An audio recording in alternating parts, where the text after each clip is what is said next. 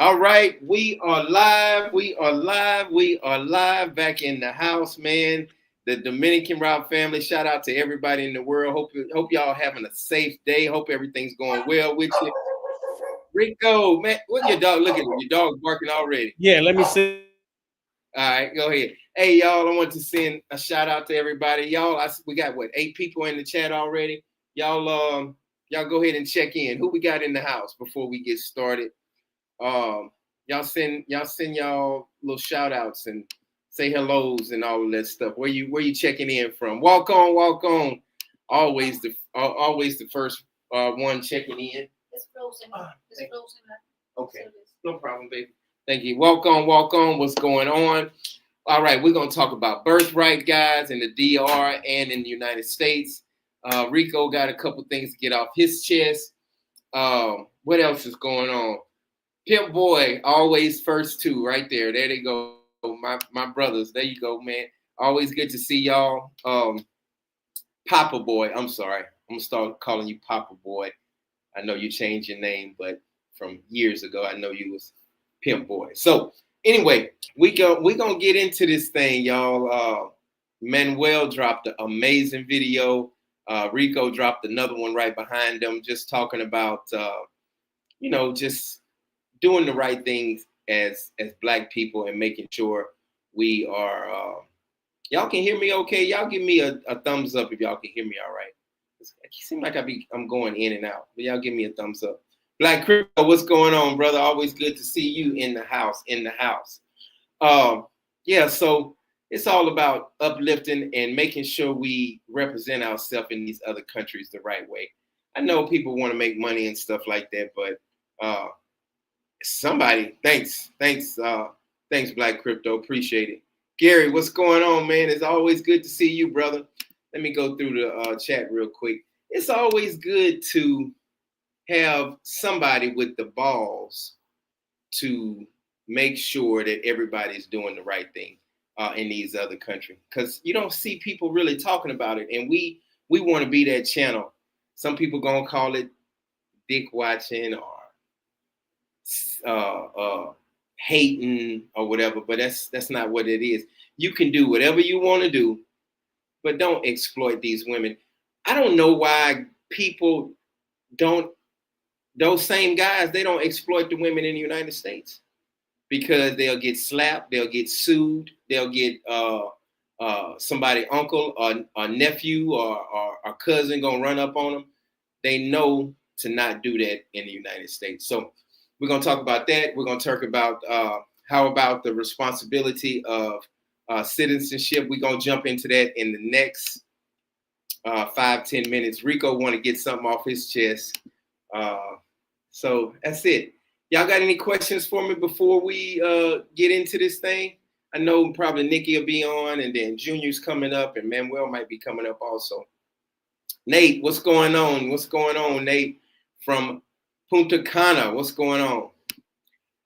Gary, yep. How about responsible citizenship? We're going to talk about that too. We need to talk about responsible citizenship over here in the DR also. Manuel said he wanted to talk about that.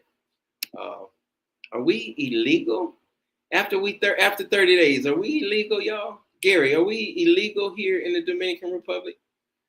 I know they give us a slap on the wrist, but are we illegal? Do we fall in the same category as the Haitians when it comes down to that? Let me know. So let's see. What else? Everything's going great, y'all. Let me see who else checking in. We got Luke Pre. Yes, you are illegal after 30 days. Well, and they just give us a slap on the wrist after 30 days. We have to pay at the airport with 2,000-3,000 pesos. So you think y'all think that the Dominican Republic should be a little bit more firmer on people that stay after 30 days? That's another good question. See, we're gonna talk about all that today, man. I'm excited about that. Let's see, Gary. Well, he says, well, I stayed there 3 months. Well, I've stayed here 2 months, 4 months, 7 months. I've stayed here I don't think I've stayed a year, but I think I've stayed 6 or 7 months. I know I was hot because I had to pay like $100 and some dollars, almost $200 for those 7 months. Might have been more, I don't remember. But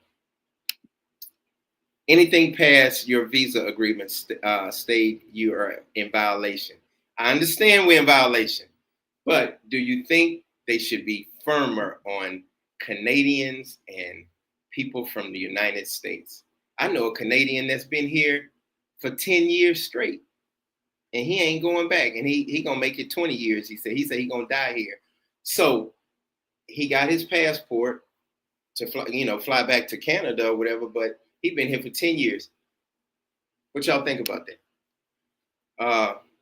Just go in and out. Oh yeah, I go in and out, but the thing is I have my home in the United States, and then I have a home here in the Dominican Republic. So,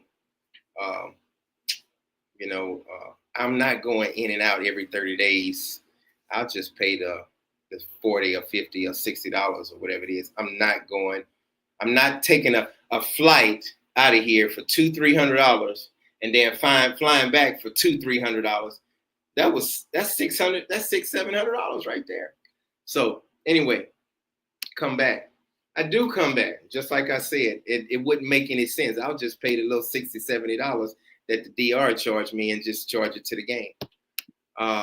So I'm good, brother. I love your channel. Thank you so much, man. Thank y'all so much. Everybody hit that like button. We got 23 people on.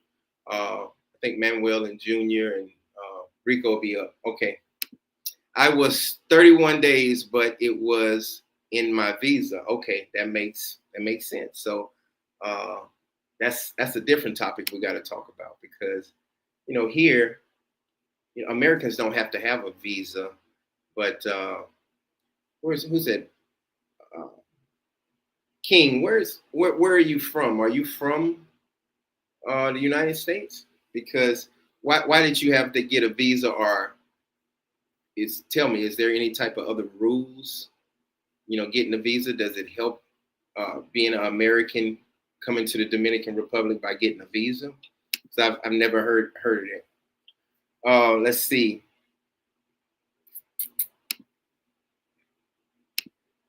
Who else we got? What other comments we got? Ariel. They will if Trump doesn't get the DRI. Yeah. Let's see. Awesome, man. I'm glad you got a home here also. So yeah, I just rather just stay here and not just pay. And I know some people that go back and forth like every 20-25 days, but I'm not doing it. King says, Coach, you married now, so can you get a residency card? Yes, I am working on that. Matter of fact, this week we're going to open up our bank accounts. We got our official paper for our marriage and everything stamped and sealed, the original. So we're going to be working on that also. I know I'm going to be working on getting my cellular. I think I said that right. If I said it wrong, y'all let me know. Jay, what's going on, brother? Yeah, I'm gonna drop the link, man, if you want to come on in. We're going to have a lot of people coming in a little bit later, so I might have to take you out, but I'm going to drop the link for whoever wants to come in and talk and just kind of give their point of view. Okay, I heard you're driving in DR and over 30 days, your driver's license is invalid. I did not know that. I've been pulled over a couple of times and they check my driver's license. They check my passport. Then I give them a couple dollars under the table and I'm free to go. So, for the most part, I've never had any major problems. And I have been pulled over after 30 days and it wasn't any type of major repercussions. King, Coach, I've seen the video of Dora the Explorer getting deported. Yeah, I saw that also. So anyway, Rico, where you at, man? There you go. Yeah. I'm back. I'm still trying to book this flight, so I got a little sideways with it. And I'm scared I'm gonna lose out on it. I got you. Hey, the 2 videos are doing great, huh, man? Yeah. I heard. I saw it. I'm shocked. I saw it's like what 15-20,000 views. Oh yeah, so yes, it's up there. It's up there. Yeah. So Let's see. what I'm gonna Manuel said must have resonated and was right. real true. So I'm like Right. We got glad about Jay that. in the house. What's up, Jay? Hey, what's up, Hi, Jay? can you not hear me? Good. Oh, hold on. Yeah, we can hear you. How you doing? Hold Hey, on, wait. Let me make sure. Go ahead. Sorry. Go ahead. We're gonna come back to All we're right. gonna come back to you in a minute, Jay. But listen, and we're gonna come back to this birth. We already started talking about the birthright stuff, Rico. So we're gonna go ahead and let you go ahead and talk and tell us what's going on. And you did a great job on that video, man. Great job. Shout out to Kicks and Travel. Jay, you feeling okay? Good, Yeah. good. You guys can hear me now and everything, right? Oh yeah, I can hear you. How cold is it there? On and on, man. Because of this damn winter nonsense. I caught a flu just like about 5 days ago. Just rid of it. Just getting some semblance of my throat back, but goddamn snot gets on my So nerves. you got that mess that everybody else got. Right. Yeah. Richard, what's going on, brother? Hey, what's up, guys? Hey, yeah. We're How you doing? gonna move the subject around a little bit, but go ahead and give us your input on what you want to talk about. I'll talk about anything you guys want to talk about. How's that? All right. Okay. Rico, you ready to start Well, talking? Or you busy? Yeah, I got tied up for a second. Go ahead. I'll be back. Hey, let me read this Kicks and Travel comment real quick. Have you heard that in Puerto Plata they are deporting Dominicans now? Puerto Rico. I'm sorry, Puerto Rico. Yeah, I did hear about that. Yep, I have heard about that. Yeah. Yeah, I heard. Yep. So, how do you guys feel about that? It's history repeating itself, but in the other way. Because back in the day, it was Puerto Ricans that used to go to Dominican Republic to look for work, and they used to take that dangerous crossing on boats to work the sugar canes, and now everything's reversed. Right. Exactly. So yeah. So they feel it. So do you think it's very similar to what's going on with them deporting Haitians from the DR? That is I want to say that's different, and it's sad because Why is it different?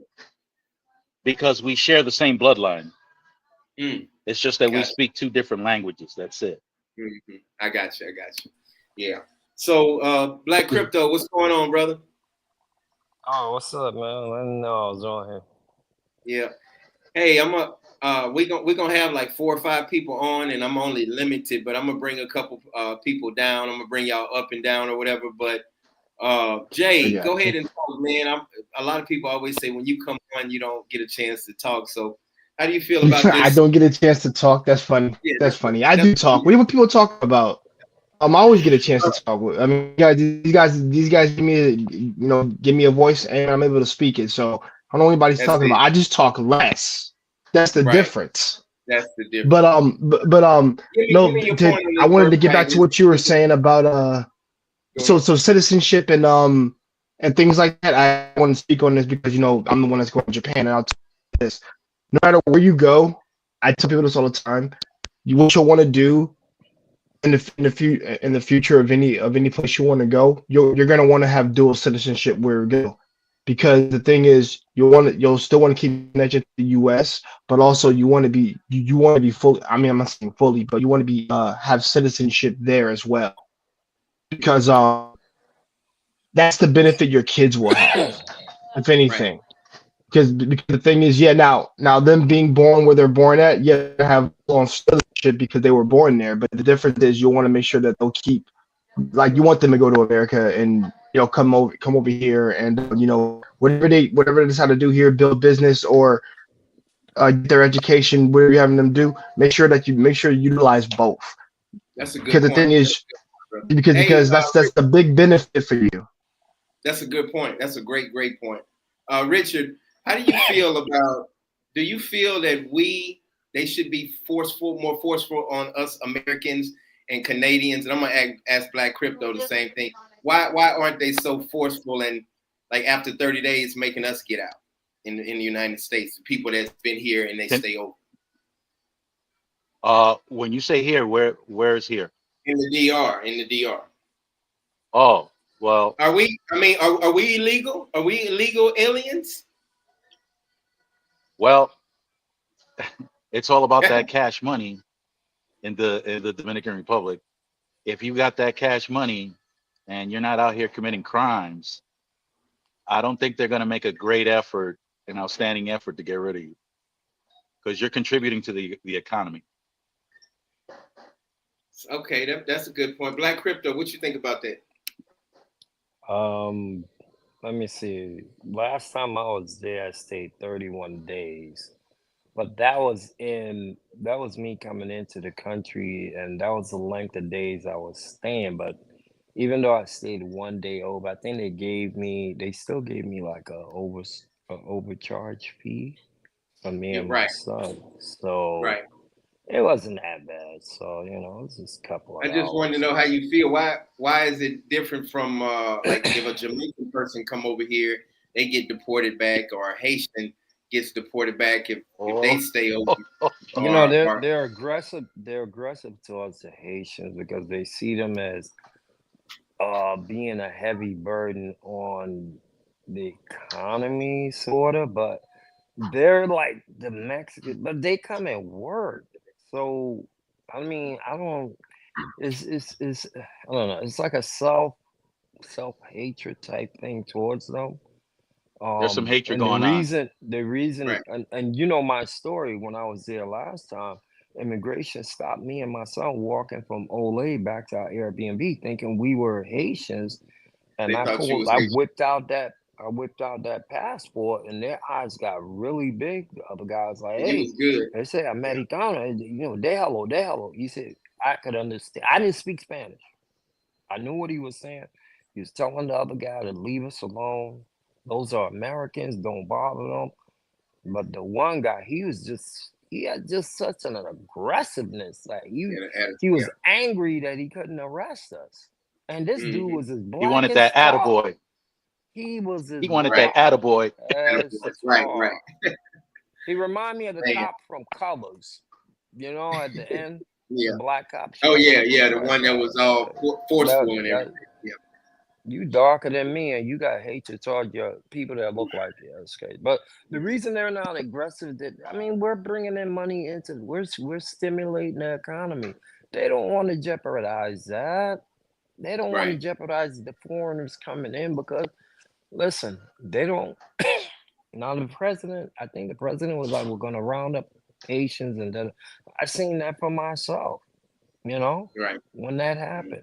Yeah, but you'll be a Haitian with an asterisk so long as you're providing for the economy. You'll have a little asterisk next to Man, they were scooping up. Listen, they were doing this the day before Christmas. They were doing it because the next day, because a lot of people were shop like the day before Christmas, people were shopping and getting all their stuff they need because everything is closed on the 25th. Everything is closed. You can't even go. Hey, let me read this. Right. Let me read this comment. Lukey says, and show you can make $2,000 a month. U.S. minimum requirements are permanent residence. I think that is correct. But since me being married to a Dominican woman, I can I don't have to have $2,000 or whatever. And I'm almost at $2,000. I mean, with making a couple dollars from YouTube and making my my disability check, I'm almost at $2,000. But I don't think that really plays a part for me because I'm married. Dominicans always marry people to get citizenship in the United States. I married my wife so I can get citizenship. You did it the other way around? Yeah, the other way around. Yeah, sweet. But don't tell I said that. No, okay. I won't. Don't tell her I said that. I love that. Don't tell her I said that. I'm just playing. I would. you, Hey, I really do love that woman. I love listen, her. I want to know the process that you go through with getting the residency card. Whether it was a fast pace or were they dragging their feet. So I'm gonna do a video on that once we started. So I'm gonna do a video. We're gonna open up my bank account in about a week or so. I'm gonna do a video on that, and then I'm gonna do a video on getting all that stuff taken care of, so I won't be an illegal American over here anymore. See, I got most of that. It's stuff the Dominican. They're foot draggers. They're foot draggers out there, man. But the thing with the bank account, because I got an account with Banco Popular and Banco Reserva. The only thing you needed to do was bring your passport, your social security card, 6 months of your bank statements from the United States, and what else? 86. Sherry, happy Sunday to you also, Sherry. To shower too. Somebody's listening to TV or something. But anyway, truck. that's all you at the need. Truck stop, my brother. Yeah, I'll step outside. I'll step outside. He's at the truck stop. I heard that. Yeah, I know he's at. Oh, that's all you need to get a bank account in the DR. Get your bring your your passport. He says, Luke says, yes, that's different ways, but that's just one. I appreciate it, brother. I appreciate it. Yeah. For anybody that wants to go there and set up a bank account, you don't need to be married, none of that. You just need to show up with 6 months previous that's bank not statements. the only way, just one of them. Without marriage, real estate, proof of income. So yeah, and of course you can have a business and also become a citizen here as well. I'm moving to the DR in March. Put in temporary residency. That's the right way to go. Most people don't. I know 2 white guys. One white guy's been here for 8 years. One white guy from Canada that's been here for 10 years. And hey, it is what it is, And hey, they not sweating. If they gonna deport my black ass, they gotta deport the white folks too. Yo, brother DR. You can still have dual citizenship. You don't have to give up your U.S. citizenship. I wouldn't advise anybody to do that. That is don't do it. Don't do it.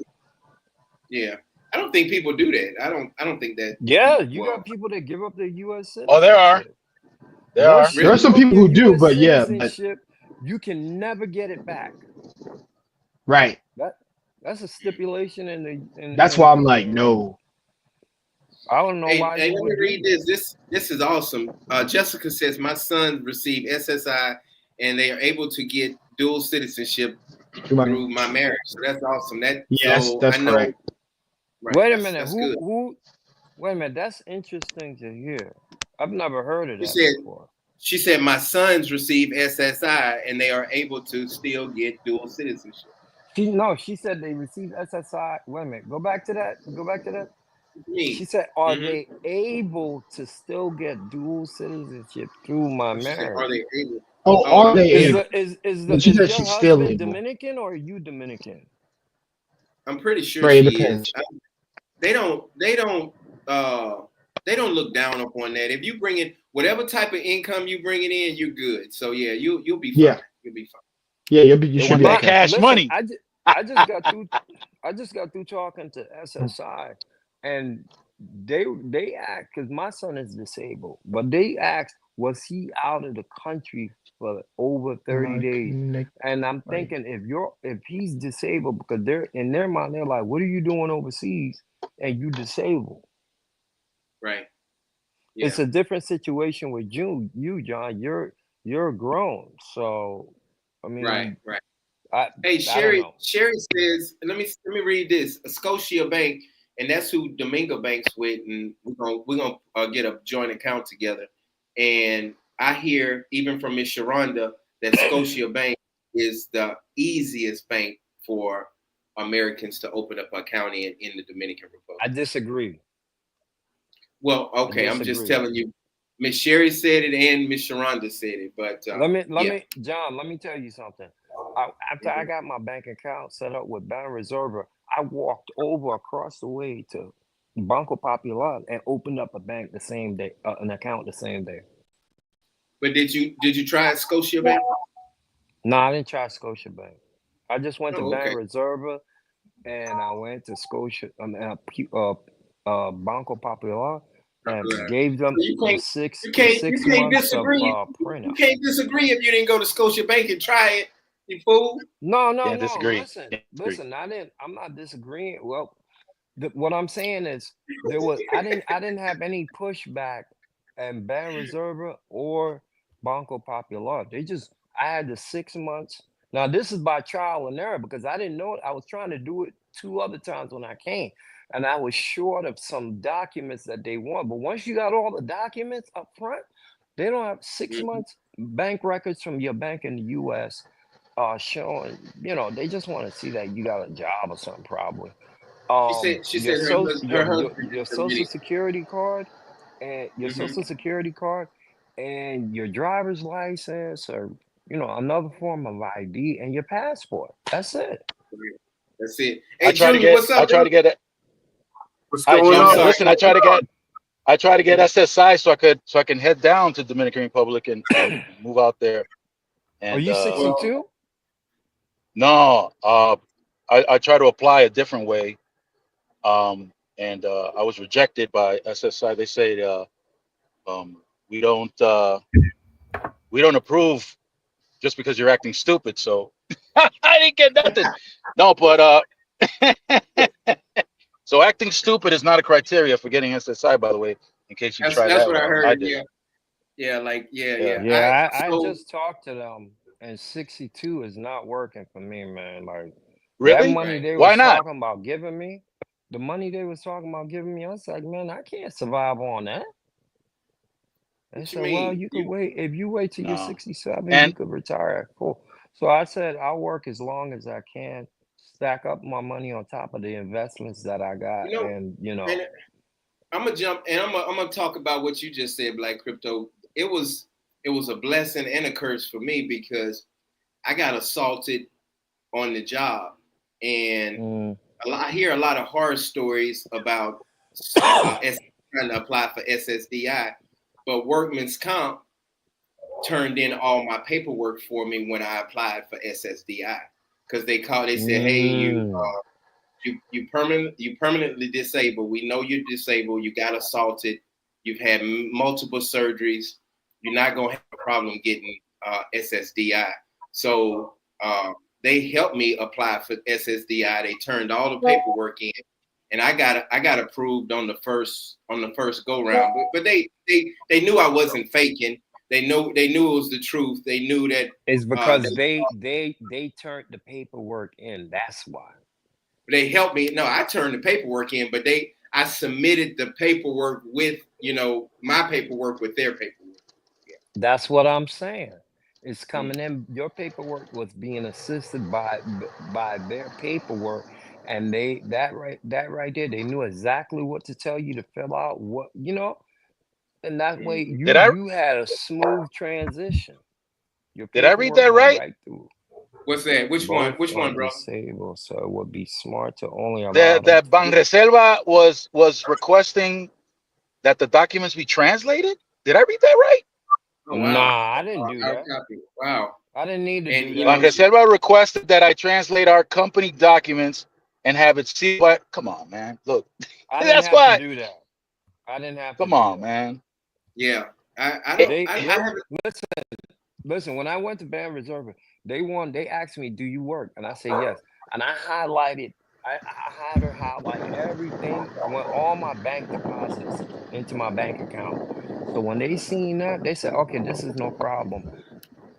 Like I said, you get 6 months previous back, you get 6 months back printout from your bank, or you could show them on your the app from your bank, which is what I did. But I also had the printouts, and they didn't have a problem at either Banco Popular or Ban Reserva. I had my social security. They need to see your social security card and your passport, and I also gave them a copy of my driver's license. Let me catch up on some of these questions. How much did you have to deposit? So I heard that you can put. Hey, Junior, you can help me out with that. How much does most banks? What, $100, $200? It was like 500 pesos or something. It depends. because since I have a cellular and I went through my job, I only had to put 500. Mm-hmm. So it all depends. Like I can't, I can speak on me because I have a cellular. I can't speak on, if you have a passport. I didn't do it that way. So Well, how'd you get the cedula? Yeah. How'd you get the cedula? I was born in the DR. Oh, okay. Man. Yeah. Okay. He's a real Dominican. Well, he's a Dominican gringo. That's what he is. Yeah, I was born here but raised in the States. Yeah. You're a Dringo? You're a Dringo. With the bank, hey, how do you feel? You have the option to either get it in American dollars or Dominican pesos. I chose Dominican pesos put the down payment in because it was way lower. Because if you had went and put US, you would have had to put a bigger deposit, which is not what I wanted to do. Gotcha. Yeah. Right. Carl says I'm still waiting to hear from bank reserves. Okay, yeah, that's right. Carl just tried to open up an account there, so he's like on like a 10-day waiting period. Did he walk in with all the documents? Everything. Yeah, everything. Yeah. I don't understand that, man, because I didn't have an issue. You didn't have an issue? I had no issue, man. The only issue I had was waiting on a long ass line because it was so full. The bank was so full of people in both of them. But at the end of the day, I got both of my accounts. You must have put about $20,000 down there. That's why you had no issue. I think it might have to do with the branch, depending what branch and how lazy that that branch that I was at was outside of Punta Cana. It was it was not far from the Olay out there in Punta Cana. Coach, you was there with me, right? When you and, I was. Perry came. Yeah. That Olay, there was I don't know if you took notice that Banco Popular was there, and then when y'all made the U-turn on the other side was Ban Reserva. So I just walked from one bank. You know what I figured out? I just figured it out. Carl is dark skinned, you dark skinned. They let the light skinned people get the bank accounts faster. You know what? Listen. That might be true. That might be true. Favoritism. I watched all kind of shit go on in the bank when I was waiting there over 2 hours. Y'all black asses gotta wait. And he's telling the truth. You'll see, because I seen this light skinned back of the line. Back of the line. I'm like, yo, what the hell is going on? So everybody was laughing at me. I said, hey, ¿qué te pasa? I said, mi tengo recibo. Ella no tengo recibo. I said, she doesn't even have a recibo. And the one dude looked at me and he said, mira, ese blanco. Mía, you es negro. That's why all the black people were laughing at me. They said, "You don't know how things operate." Hey, what does Joe mean? No Social Security. That's a fact down there. You will receive outside of the country. I don't understand what you mean by that. I think there's a difference between SSI and SSDI. Yeah, but you still get it outside the country. It just has to go into a U.S. bank account. That's what mine has been going in the same account for 9 years. What he may be saying is they won't put it in an account outside the U.S.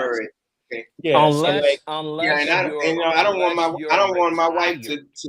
I would never transfer it over if I could because I don't want my wife to know how much big money I'm making. That $1,300. That's $1,000. Them big dollars. Them big dollars.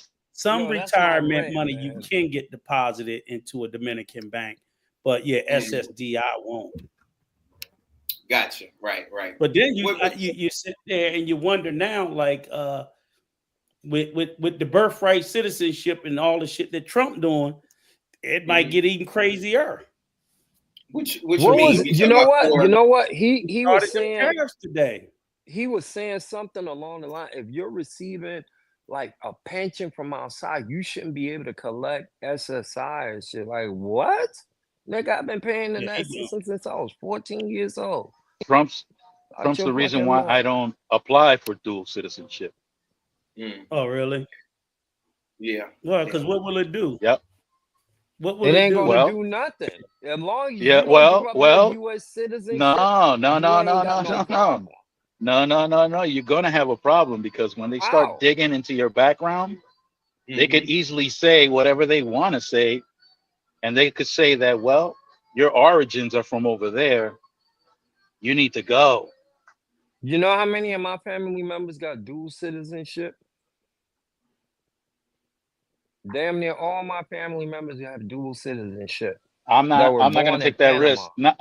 I'm not gonna take that risk with this guy. It's not taking a risk at all. You are, as long as you don't give up if you become a citizen of the other country, make sure you read the bylaws, and if they say you have to give up your country, let me read this. If they find out, let me read this. Hold on one second. If they find out you're living outside the country for 30 days, my residency is in the United States. I live in the United States. I come back and forth. I got two houses. I got a house here and I got a house there or whatever. So that means all the people, all the 20,000 people that's living on Social Security, they gonna lose all their shit too. That's what that means. So anyway, and I respect. Yeah, and that may not necessarily be true about the SSI in particular, because I do know that a lot of countries do have they have whole expat communities that's like Panama, I know in particular,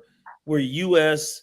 Retirees and I believe people on Social Security are authored. I don't know about the disability part, but I don't think that's true. Let me say this, Rico. That means everybody's in jeopardy when you go to a different country. You go to Jamaica or you go to the Dominican Republic and you stay for 38 days or 39 days or 42 days. That means disability and SSI, they gonna cut your shit off. It don't work like that. It don't cut it off. You just can't pass 90 days. You shouldn't have an issue. Because my mom's on disability, right? Right. And she tells me that she can't be here no more than 90 days because of that. Because if they find out that she is, I should kind of like consider you moving or living in another country. So that's what she was, trying to explain to me. I understand it. You know how many people on disability and SSI that don't they're retired. Yeah, they're retired. Right. So anyway, it'll be good to check that out with some people that are retired and they don't keep a U.S. bank account. Some of them have their money going into the foreign bank account that they are holding because they're retired. They don't they don't have to be in one place because they don't work anymore. They paid into the system. It could be the case, John. All right, Rico, let's before we get back into the birthright citizenship, talk about the video we did. Did everybody on the panel see the video that Manuel did and Rico did? Yes, sir. Remind me, please. Real quick, I just did a quick look up, and I think I suggest we do that. Is because again, I'm not sure. I just did a quick Google search, like, can you live outside the U.S. on SSDI? And it says yes. So I'm not saying for certain. So I would say we would need to look into it. It just says U.S. citizens who's eligible for Social Security disability insurance can usually receive payments while living outside the U.S. However, there are some restrictions. So, and it said the list of countries that are allowing. My brother-in-law was receiving, and he would have to take a flight to the United States every 6 months and spend X amount of days in the United States, and then take a flight back. Most of the things it says is like of course you got to go to the U.S. for disability reviews, but we know that anyway. It's a mess. Anytime if it's something U.S. related, you're going to have to do that in the U.S. But again, I still don't know. I still don't know, but I don't. I would say look it up. It's a possibility, and hey, Martin is talking. Martin is right about this. These small banks. There's a lot of small banks. They had like 4 small banks in San Cristobal, and I could have got a bank account in San Cristobal at this little small bank, just like that. So at these little small banks, Americans can get. So he's absolutely right about that. Thank you, Martin. But how safe is your money in there? I mean, and the I don't smaller know. Banks, and the smaller banks in Dominican Republic, you're taking a risk. Just check Okay. out the history of Banintel. Banintel was an incident that occurred in the 80s, and you can learn a great deal from that incident. Yeah, really? okay. That's kind of like the savings and loan scandals we had here in the States and things like that. I heard it was similar, but I hear they have a lot more credit unions there too, which are easier. Ban Reserve now has a branch in Washington Heights in Manhattan, in the middle of the Dominican Republic. Huh? Right. I would go with Bank Reserva all day, every day. I hear they just opened the main branch in Washington Heights too. I decided. Yeah. What about Scotia Bank, Junior? What about what's your favorite bank? What's the best bank here in DR? It depends. I would say the worst because of the fees. Which one? Popular. Yeah. You always got a fee that you got to pay. There's always a fee that comes, both of them got fees, monthly fees. No, but I'm saying like Popular has most fees than every other bank that I've dealt with, because I have Popular, I have Reserva, and I have savings in La Nacional de Ahorros. It's like a savings bank. Which is the one that all the people that the bank employees, people at the airport, people that work for the government. Is Reserva, right? So that's Reserva is the least riskiest of all of them. Yeah, it is. But that's the government bank, right? Yeah, it's a government bank. Right. Exactly. Popular is good. Popular, I think, has the advantage because they're everywhere. Probably everywhere in this country there's a Popular.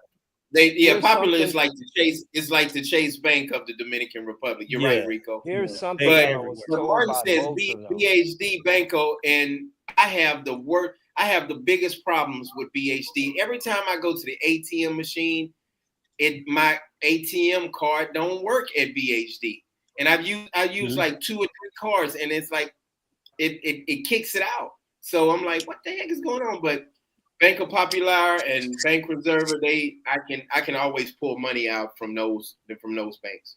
Once you open up an account with Bank Reserva and Banco Popular, after 6 months of consecutive deposits, you can get a credit card. That's what I was told. Yeah, that's true. Yep. That's true. That's true. Yeah. 6 months consecutive deposits. If you deposit once a month, and after 6 months, when you come back to DR, you can go and apply for a credit card. So you build up good credit. You're already building up credit with the deposits, but after you get a credit card, you use it responsibly, and then if you need assistance, you want them to fund a little bit of your property. You want to build your house, and you need a little bit of extra cash. You can go to the bank, and they won't have a problem giving it to you. I know my wife has a credit card with Scotia Bank, so they told us that once they'll be able to add me to it, and I'll get her credit card, and they'll add me to it. I'm gonna mess her credit up because she got some good credit. So I'm gonna mess but the up. question is I was see what you're thinking about? See what you're thinking about? But I can't imagine they're not secured credit cards. So basically, are they in essence secured by the amount of money you got in the bank? So you got a credit limit. So she got a credit limit greater than what she has in the bank.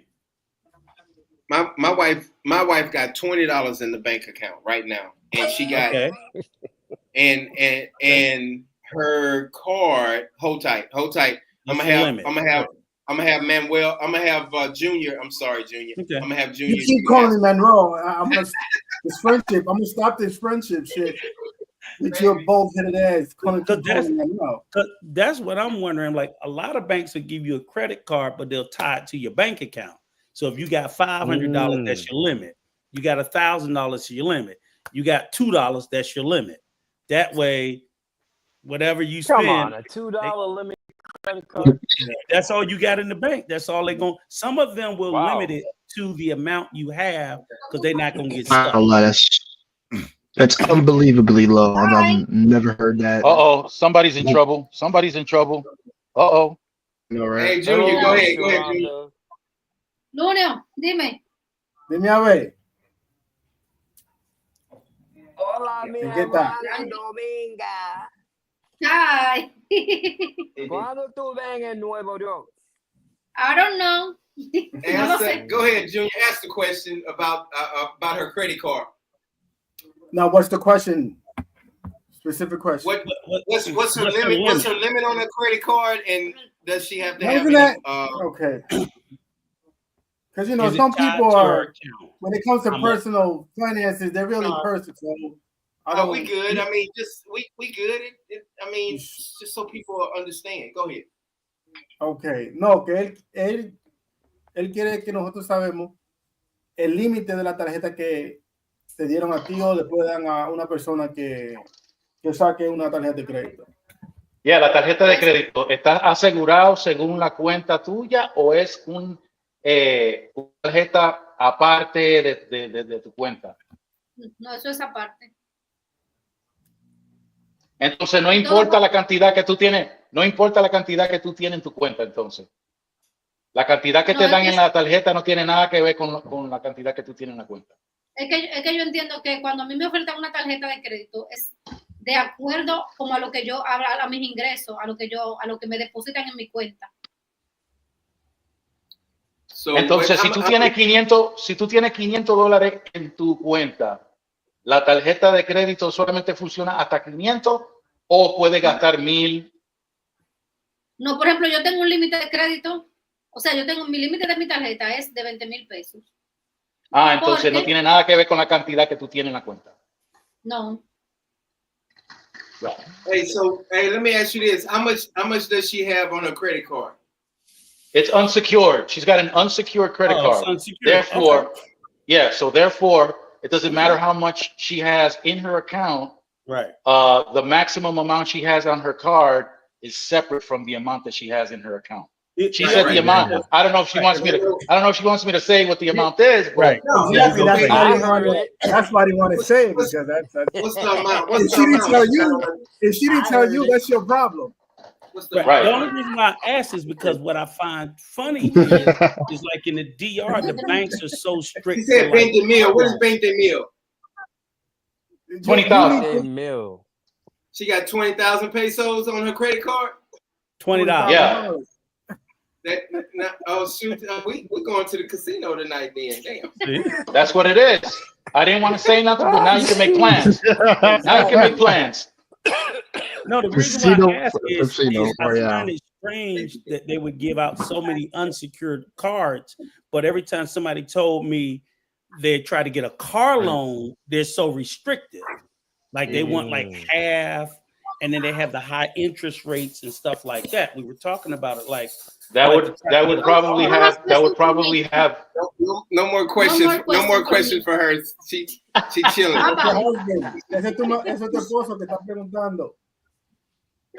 But Rika, you understand why the banks are the way they are, right? It was Junior. Right.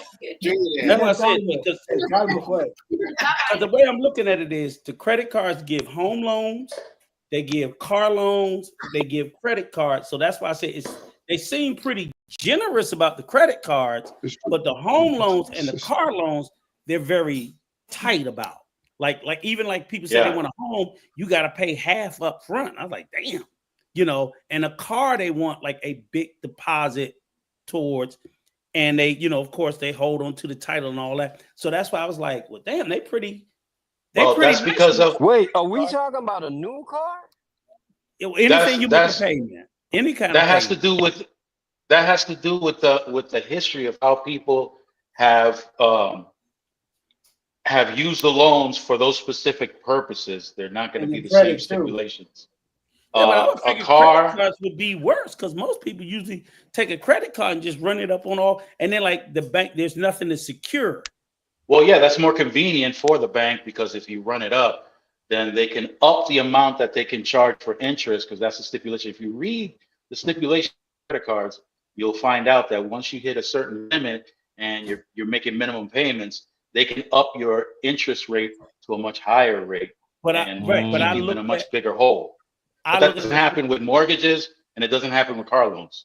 But for the banks, it's a much higher risk on cards that they'll never recoup their money. They can recoup it on a home loan or a car because they'll take possession of the home or the car.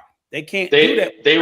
I don't know how Dominican law is, but here in the States, and I would imagine that they apply similar laws because they love imitating the United States. Right. But with a credit card, you know, once you if I'm a bank and you have my credit card and limit is 20,000 and you use up the 20,000, you paid the 20,000, but you still owe another 100,000, okay, on pure interest. I got the principal back. All that other stuff, I could write off, and that's. But I'm looking at the risk in. I could write that off as a loss, and but that's cool because you're indebted to me forever. Yeah, but here's the thing: you're indebted to me most of the risk is in credit card debt because people don't pay it, even the principal. With the home, you have the bank has the home to take possession of. There's a piece of property. Yeah, there's risk. I mean, although they don't want that. Risk. Yeah, they don't want it. They don't want that, but it is collateral. It's something, right? As opposed to I run up $30,000 in credit card debt and go fuck you. What are they gonna do? I know somebody right now. Shout out to Miss Sharonda. Shout out to Miss Sharonda. Miss Sharonda says I opened up a bank account of a bank, U.S. Bank of Reserves. So I heard in New York they have a lot of U.S. Bank of Reserves there. In Washington Heights, there's one. It's just the one brand. Just one. Washington Heights. I'm sorry. Okay. Yeah. So Rico, I know somebody that owed Banco Popular $1,600 right now. They went and got a credit card. They had good credit and everything, and they ran into some shit. They lost their job. They ran up the credit card, and now another friend told me that the bank can come and arrest you. I'm like, what? Oh, really? I said, get out of here. He said, no. Well, even here, he said she's in a lot of trouble. If she even here in the United States, even here in the United States, there are states that will lock you up for owing money. Ooh, yeah, really? Yes, they won't. Maybe they can, but I've never heard of it. Right. That's key. That's the key right there. They can. Right. And some people have. Yeah, no, they have. In California, they have. This person I know is. I got some. I got some. They asked me. I got a lot of hospital bills. I'm about to get my black ass locked up. But no, because as a matter of fact, they help them out with that loan. I said, absolutely not. I said, why did you take out a loan? You don't even make that kind of money, and you ran up your credit card. I said, you're crazy. $1,600, and you only was making $200 a month. That's madness, man. I just don't understand. Hell no. Like I said, I just don't understand how Rich Almighty. So hard for everybody struggles to get a home loan. I'm like, you got the house as collateral, but they are hard as hell to get. But then you know, and home and car loans are very difficult to get. Yeah, some people when they do the check and they check the house out, Rico, and they still making payments on it. Sometimes they don't get loans, you know. If they got first and second. What I'm saying is, why are the house loans and car loans so hard to get, and the credit cards are so easy? Oh yeah, I mean that's just like in college. I got my first credit card in college, and I didn't even have a job. That's crazy. I got 2 credit cards in college. Hey, Coach, did you hear the president of Gabon gave American citizens 24 hours to vacate the country? They took over. That's what I wanted to talk about. I want to get back. I want to get back on the subject. All right, let's get on the subject. Are you serious? Because of what he's seen going on in the United States, he was disgusted with seeing all the Africans getting deported. He said, all American citizens have 24 hours to leave his country. He took over any businesses they owned. It was going to be grabbed. The government was taking over it. He did that. That's crazy. Yeah. No, I mean, no, it's not. Listen, these countries are starting to retaliate against the U.S. They're not taking shit from the U.S. no more. And it's happened before. Other countries have done that to other nationalities. That's the UK right now. Shit. Yeah, Uganda did it when Idi Amin was in. He kicked all the Indians out. Yeah, all their shit. So all right, let's talk about birthright citizenship. I was just there in November. I was in birthright. November. Okay, hold on. Let me give you an example. Okay, so I tell my business. I don't tell all my personal business, but I tell most of my business. I'm a YouTuber, so Rico already know this story. So after I separated from my wife, I have 2 biological children, and I adopted 1. But my second child is DJ. He just got a scholarship. Shout out to you, son. I'm so happy for you. You got a scholarship, and I love you. He got a scholarship, but his mom is Jamaican, and I don't want to even talk about his mom. She live in the United States. I'm not going to tell you where she live at and all that stuff. But his mom lives in the United States. But my son, and she was illegal when, and she's still illegal, whatever. But what happens now? Why are you snitching? No. I'm not going to. Can I just say this? I'm not talking about her. Go ahead. Can I just say this? With what you just said, this administration wants them both out, both your old lady and your son. I'm American. He's a born American citizen. It don't matter. It don't matter if he was born a citizen. If he was born in the United States from a parent that if he's under a parent that was not a citizen when he was born in the United States, they can still kick him out. That's what this administration wants. It don't matter. It don't matter. That's what this administration wants. Wait a minute. Hold on. That's what they want. You're basically saying exactly. My mother and father were here legally. My 2 sisters and my brother were born here. You're telling me that they can be because parents weren't American citizens? It's not definite. But that's what this administration wants. Right. That's what they want. They want you out. Oh, you're talking about, but listen, brother. I mean, brother Burns. You telling me they're gonna go all the way back 19, 20, 30 years? Yes. They want you out. Yes. You know how crazy that is to do that. It's insane. It's insane. But I would say this. And guess what? My son voted for Donald Trump. Listen, he voted against his own interests. What's probably more likely is they're going to try to change it going forward. Now, do they want to go back? Get rid of the anchor babies. Do they want it to go back? Yes, but that is probably a lot harder to go backwards than it is just to go forward. It's harder. I'm not saying impossible. What you mean? Okay, let me give you a little backstory. Hang on one second. Let me give you a little backstory. Yeah. One second, bro. The reason why I say I know it's possible is that it happened in the DR. So they literally did that when they changed their Supreme Court ruling and they changed their birthright citizenship. They went retroactive about 80 years. And what? Yes, that is what happened in 2013 in the Dominican Republic. That's why there's so many Haitians that were born in the DR that now don't have Dominican citizenship. They gave, quote unquote, they gave them a period of time to change it or to get their paperwork, but most of them were not able to do it.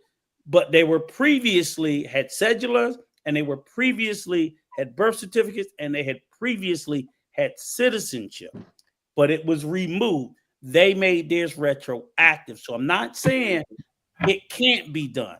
I'm saying it's likely that the U.S. first of all, I don't even think they're going to get it to pass. But if they do, I think it'll go forward. That's just my thought. Okay. That means now, you would be. I wanna. A lot of Americans. Yeah. Yes. I wanna. Yes, sir. Yes, sir. I want to give some context. I want to give some context to this. Okay. Now that Gringo's here with us. Who? Gringo. Dominican Gringo. Dominican Gringo. Junior. Because he's a Dominican and he's a Gringo. Go ahead. All right, Junior, you might be able to identify with this. I don't know how tight your Dominican history is, but I'm gonna break it down. It's getting stronger. Okay, so here we go. Ready for this? Okay, so right now, with the way things are set up, it's starting to look like what's shaping into what the Dominican Republic was when Trujillo was in power. If y'all don't know nothing about Trujillo, you might want to look into that history because that's very important. Now, what's going on? Trujillo was put in power. Huh? What year was that? Trujillo, go ahead. Trujillo was put into power in 1929 by the U.S. government. Okay. Now, so when Trujillo came into the mix, Trujillo restructured the government, restructured the Constitution, became a dictator. Okay, we're starting to see elements of that here. Okay, starting with the U.S. Supreme Court declaring that Trump can do whatever the hell he wants while he's in that seat. Okay, now what kind of changes can be made? There could be a lot of changes made. Look at the people that he's putting in positions of the heads of different departments. Okay, they are loyal to him. They are not loyal to the Constitution. Yep. So Joe says, I don't think you can compare DR history to U.S. history. What you think about that? Joe may not think that now, but as time goes on, he might get to understand. I can talk about DR history as far as Trujillo is concerned because my father was a member of government during during Trujillo. My father used to work for Trujillo, one of Trujillo's brothers, okay? And my father was in charge. He was the second in charge of the Department of Education in Dominican Republic when his homeboy, Balaguer, was in charge of it, okay? He was also in charge of one of the ingenios, one of the sugar factories in San Pedro de Macorís. So my father wore a lot of hats under the let me ask you this. Administration. Shout out to your father also, because you seem like you're very proud of him. But how do you feel about Trujillo and the things that he done? Did you like him or did you dislike him? Disliked him. I disliked him. Okay, I disliked him. He made some positive. Was that the period when they unalived this lady and her sisters or something like that? Right. Yes. We gonna Bell sisters. In fact, with that, my father's first cousin, as a soldier, was present when those women were assassinated. He was driving a vehicle for Trujillo's sister. And he happened to be at the same location. They ran up to his truck begging for help, and he couldn't do anything. And they just took them over into the bushes and dealt with them. As a result of that, he had to haul ass out of the Dominican Republic because the way Trujillo dealt with things, if he sent somebody to kill one person, he would send somebody else to kill the assassin and send somebody else to kill the assassin's assassin. So he would eliminate. Yeah, so he would eliminate any and all evidence whatsoever. Yo, that dude was wicked, man. No. That dude was serious, man. That dude was very serious. This is why I say I didn't like the guy. You couldn't say nothing wrong about that man in front of my father. And my father and I used to bump heads all the time about that. Did he die a natural? Did he? No. He was assassinated. He was assassinated. Yeah, he was assassinated. Yeah, he was assassinated. The CIA had him assassinated. Right. They have a statue. They have a statue on the Malecon with with his face covered up like this right here. Yeah. What Well, about, I'll tell you what. they got a statue of the sisters, right? Or the Yeah. sisters. They Yeah, were they do. martyrs, right? Right. They're martyrs. But let me tell you something. That ain't nothing. That ain't nothing. That was the straw that broke the camel's back. That man had up to there's no confirmed figure, but one of the highest figures that they have is that he had something like 32,000 Haitians killed out of racism. Out of racism. Okay, His 32,000. house is in where Coach is staying at. San Cristobal, yeah. San Cristobal. That's right, that's where he was from. And it's crazy because his grandmother was Haitian. But yo, that's crazy. Oh, you have no idea, man. That's Listen, his lineage. That's his lineage, and he didn't give a damn because the Spanish has the Dominicans brainwashed. The Spanish. Wow. Okay. Now, go ahead. Manuel, I've seen videos of Manuel in a town where my family's from. Actually, that's not the town, that's the province where where one branch of my family. On my father's side, they're from Bani, but they're from a specific town in Bani named Fundación. If you go to Fundación, you're going to meet some families that were sent to that area of the Dominican Republic by the Spanish government to maintain a white population because everybody was mixed. Okay. And I'm gonna say we're gonna get back on the birthright citizenship, and I appreciate you, brother. But and I'm gonna tell you this: I've been here for 5 years, back and forth, of course. But most people I talk to, I said, was Trujillo a good person, or was he a bad person? And most people say he was a great president and he was a good person. When Trujillo came into the frame, Dominican Republic was highly unstable. Gotcha. Okay. He brought stability. He increased the value of the Dominican peso. It was actually 2 cents above the American dollar. That's what I heard. Okay? Yeah. Oh, yeah, it was more. Yeah. Right. It was 2 cents above the American. But if you weren't a member of the elite, if you weren't part of his government, they take you out. Bro. Somebody asked, are those 3 women that are martyrs, are they on the Dominican peso? Yeah, they are. I don't know. I'm not sure. Yeah, they are. Yeah, I'll even give. I gotta make sure. I think they are though. They on. I think they on the 200 pesos. Yeah, they are. I'm gonna have to look at my pesos because I'm gonna give you a story about what happened to a doctor in the Dominican Republic. And this is why I say the Dominican regime, the Trujillo regime, was horrible. For this doctor used to charge the wealthy extra so that he could take care of the poor. Okay. Now, in gratitude for his service, they had him speak at an event, and there was a captain of the police department that went and ratted him out, saying, and he wasn't ratting him out for anything real, but he exaggerated the whole shit and said, listen, this guy is claiming that he's Trujillo's equal. Just for that, he was arrested, tortured. Dominican Republic back then didn't have a very large prison population.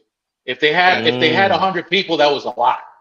Wow. Because usually you were either tortured and released, or you took a walk behind some hot tall grass, and that was the last they saw of you. Okay, that's how it was.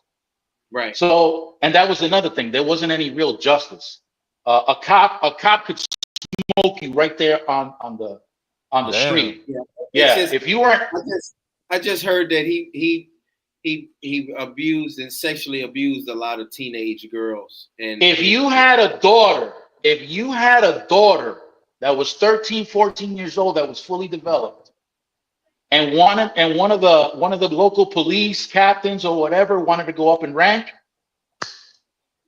that's it. He was picking up your daughter to take her over to Trujillo so he could have it. That's how it was. That's crazy. That's how it was. You have to have It's going back to the birthright citizen, and I appreciate that, brother. I have heard some of those Swatting. stories before. Somebody says it's called swatting. So going so birthright. So with the birthright, the way things are going here in the United States right now, I see openings for a restructuring of the Constitution and its government. I see it. Really? You know, he's already got people. The Supreme Court is on. He's got more people in the Supreme Court that's on his side than any previous. And I'm gonna tell you right now. Remember what the Supreme Court said. He could do whatever the hell he wants as president.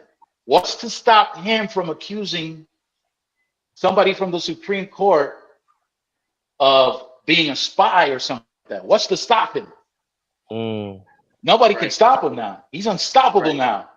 If he wanted to do something and the Supreme Court was against him, he could always send somebody to have a little talk with them in private. Hey, this is almost on the list of how Hitler was.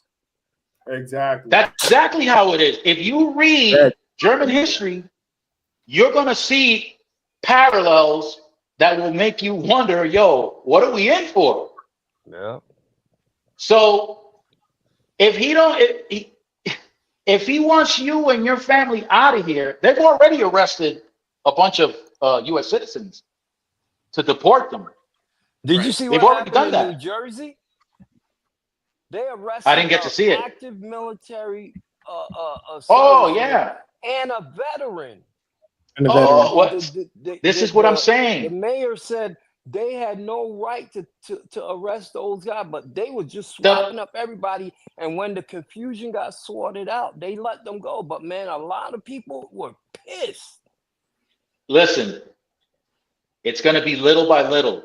He's going to create chaos, and little by little, he's going to start flipping the script on a bunch of stuff. He's not unstoppable. Do you think he can be stopped? He is unstoppable. He is unstoppable. He's putting the feelers out. There's an economic. I'm gonna tell you something. There's an economic crash coming. A lot of people don't believe me. But it'll be global. Saying it, but it's going to happen within 4 years. It'll be global. It'll be global. It'll be worse than the 20s. Now check this out. Sherry has a great question. How much of this changes can take place over the course of 4 years' term? A lot. Well, go check Germany. Go check out Germany when they voted in Hitler. See how long it took for him. Yeah. Because it can happen here. Look, right now, the Supreme Court said, because basically they made him a king. He could do whatever the hell he wants while he's a president. He's got a short window, and he's going to try to do. I told somebody it's like he's casting a net out to see when he casts that net out, that's to see what he can get away with. That's true. If he the courts are not. That's something that he got away with. The things that he didn't catch with, well, it ain't gonna bother him. And he said, Sherry's got an interesting question. Where will they deport U.S. citizens? Do you know what their plan is? Did you hear what their plan is? If they're gonna deport you wherever they want to deport you. If you're Dominican, look into it. Look what happened to the Venezuelan from that gang. They got shipped to the jail in Salvador. What? Really? Said, I want them here. And they shipped them to the new jail. They want to use Guantanamo. People to Guantanamo Bay. Exactly. They want to send them to Guantanamo also. They're building the facility just for that. When Mexico rejected those prisoners, where did they go? That was in Colombia. When they tried to send them back to Mexico, and then Mexican. No, Colombia. That was Colombia. Colombia. Send them to Colombia. Where did they go? They just came back to. No, they went back to U.S. and went back to Colombia because. Yeah, they went back to Colombia. Did you guys hear that? Cuba is now part of BRICS. So all that embargo BS that was going on, it's over. Their BRICS is not economy is going to start to pick up. BRICS economy is not going to amount to anything because their currency is trash. All of those countries, Listen, you where the cannot Russian, say that. You can. the Russian ruble, They the Russian listen. ruble is trash. The Chinese economy is damn near in Do depression you know mode. what? Wait a minute. Do you know what China just discovered two of the biggest deposits of gold around the world? They not hit It's not going to help them twice. Gold? Yeah, it's not going to help them. What is the U.S. dollar based on? What is the US US dollar dollar based on? The African US countries dollar are now is basing their currency on diamonds, oil, and gold. That's the US dollar is strong. Resources. Right. The US dollar is strong because Mark my words. 87% of all debts in the world can only be resolved with the US dollar. That's what makes it strong. They're ditching And the the US and the dollar. stronger and the Half of stronger the world dollar now gets, is ditching the US dollar for their own currency. they're not ditching it. They're not ditching it. Okay, They're not ditching my words. But that's just one No, country though. I understand what you're saying. The US dollar is losing its value, and I've seen it from myself. No, it's getting stronger. Actually, it's actually getting stronger, and that's the fear that a lot of these countries have. If the US dollar gets stronger, a lot of economies throughout the world are going to suffer and suffer greatly. BRICS is disrupting the US dollar. It's not. BRICS has been around. Not BRICS the has been US around economy, but they're disrupting the use of the US dollar. No, I understand that narrative.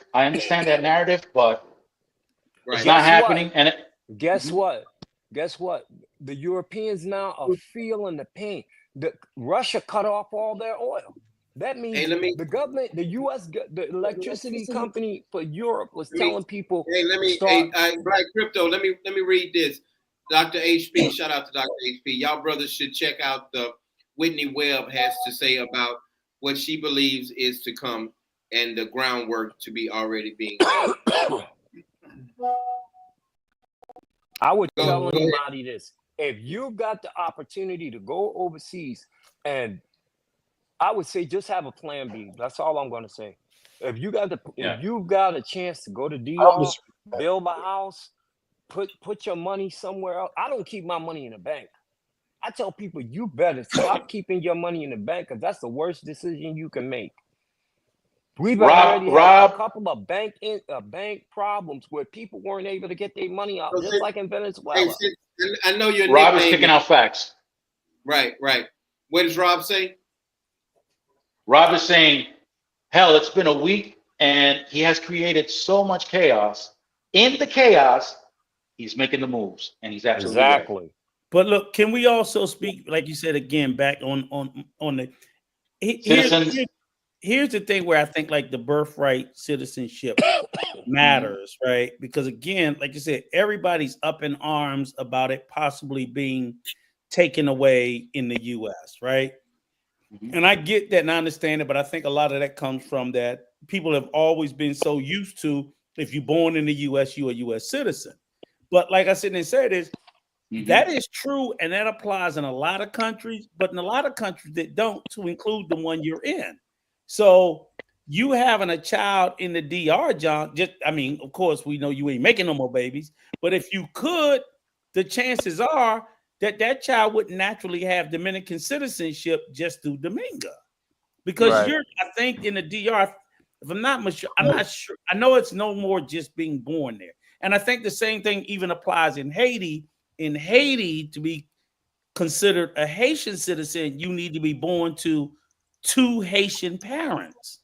So people don't realize that. And we're so used to the concept in the US of, birthright citizenship, and a lot of other countries do have it, that anybody born in the country is a citizen. I kind of favor that. But the more I've been looking into it, I'm like, a lot of the people people like, I hate to say it, Haitians that are born in the U.S. and Dominicans born in the U.S. don't want that right taken from them. But I'm like, well, goddamn, if I'm born in your country, I don't get it. You know what I'm saying? Right. So that's true. It's, people, if an American and I have a child in the DR, they are not entitled to Dominican citizenship or Haitian because I'm leaving. Rico, do you believe what Trump said? He said, birthright citizenship was only because of the slavery. It was specifically written for that. So it was supposed to be, yeah. It was supposed to be for that. Yeah. They didn't exclude, but it was specific. That was, had it not been for slavery, and basically some states were arguing after the abolition of slavery, they were treating us like we weren't citizens. So they had to do something to grant, because we weren't born as citizens. We didn't immigrate to the country as citizens. We didn't naturalize. We were stolen and brought as property. The U.S. government declared that the black here was what, 4/5 a person? 3/5. 3/5. 3/5 a person. So you couldn't vote because you're 3/5 a person. So what they were doing was they had to do something to say what we once used to see as property, because remember, the slaves were property, no more different than a horse, a cow, a cart, whatever. That's what it was. But now to deem it as a person, even though only 3/5, they had to give them citizenship. So they wrote the 14th Amendment specifically for the newly freed slaves. And unfortunately, you know, a lot of other people, not unfortunately, fortunately, unfortunately, other immigrants over time took advantage of, didn't take advantage of it. That's what the fucking word said. If you're born here and you're under the jurisdiction, then by right, they be like, I wasn't a slave, but fucking I'm a citizen. They used it because they were trying to, America before, they was, in addition to them being very discriminatory towards slaves at that time, another group that they also were very discriminatory to was the Chinese. Remember, they actually had an act called the Chinese Exclusion Act. For some fucking reason, they hated Chinese people. I mean, it was racist. More than they hated blacks. I get that. It's not a competition. We know that. But I'm saying, I'm saying is at that time, because the Chinese started coming into the U.S. in large numbers, mostly to work on the railroads, they definitely demonized them as well. So probably because they was giving them a run for their money. They started acquisition land, getting land. There wasn't really they had money when they one thing about them Chinese, they saved their money. They support each other's businesses. Yeah, but we're talking back in the 1800s. They had money back then too. But it wasn't so much money. It was about race. They didn't care about them having money. It was the same complaint. It was the same complaint people are making now about people coming into this country supposedly taking jobs. It's about race. Stealing. It's always about stealing race. jobs. You know any black people that's looking to go pick fruits? No, and nobody. But it's all. You know any black people looking? But see, right now, what you're expressing right now is the actual math. You're expressing the actual math, but there was so much propaganda behind that nonsense. It's ridiculous. There ain't nobody stealing jobs. Those are corporations that are hiring these people, and nobody's saying nothing about these corporations, American-owned corporations that are hiring these people. Nobody's saying nothing about that. But I'll readily admit, I will not deny that when they made the 14th Amendment, in their head, it was just for freed slaves, right? I guess they wasn't thinking that, all these other people are going to try to come in at that time. Because they really didn't.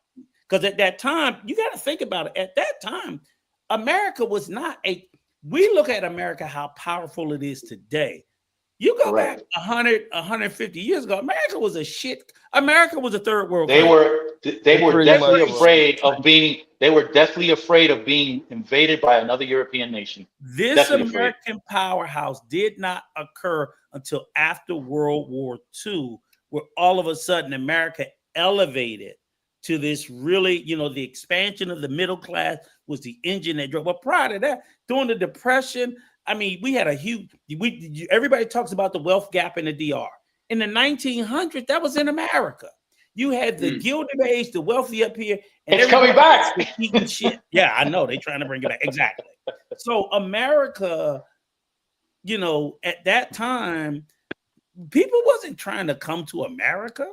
Europe was the shit, not America. Now, Rob said Europe is nothing these days. Yeah, I know, but it changed. Right. We blew up after World War II. After World War II, and then everything changed after that. After the defeat that was a pivotal point. And Russia and so on and so forth. Because that was a pivotal point. You know how frustrating it is to see people outside of America living a good life, and they don't have to kill themselves with a job, bills and all that. And you come back to America from seeing all that, and you like, man, what the F am I doing? But don't get it twisted, though. It's still, I know how we on the American side, because we are so used to abundance. That's coming to a close. But it's still coming to a close.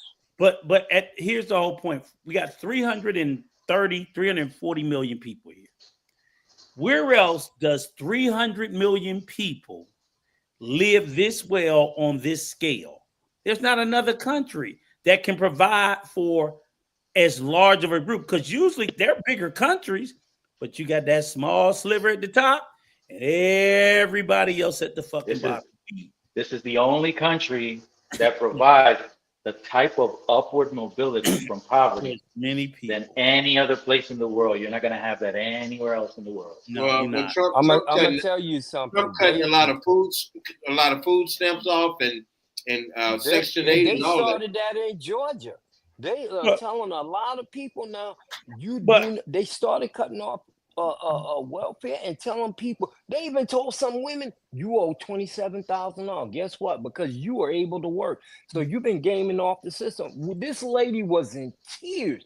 I even seen a live not too long ago with this lady talking about, what am I supposed to do? I have kids and this, that, and that.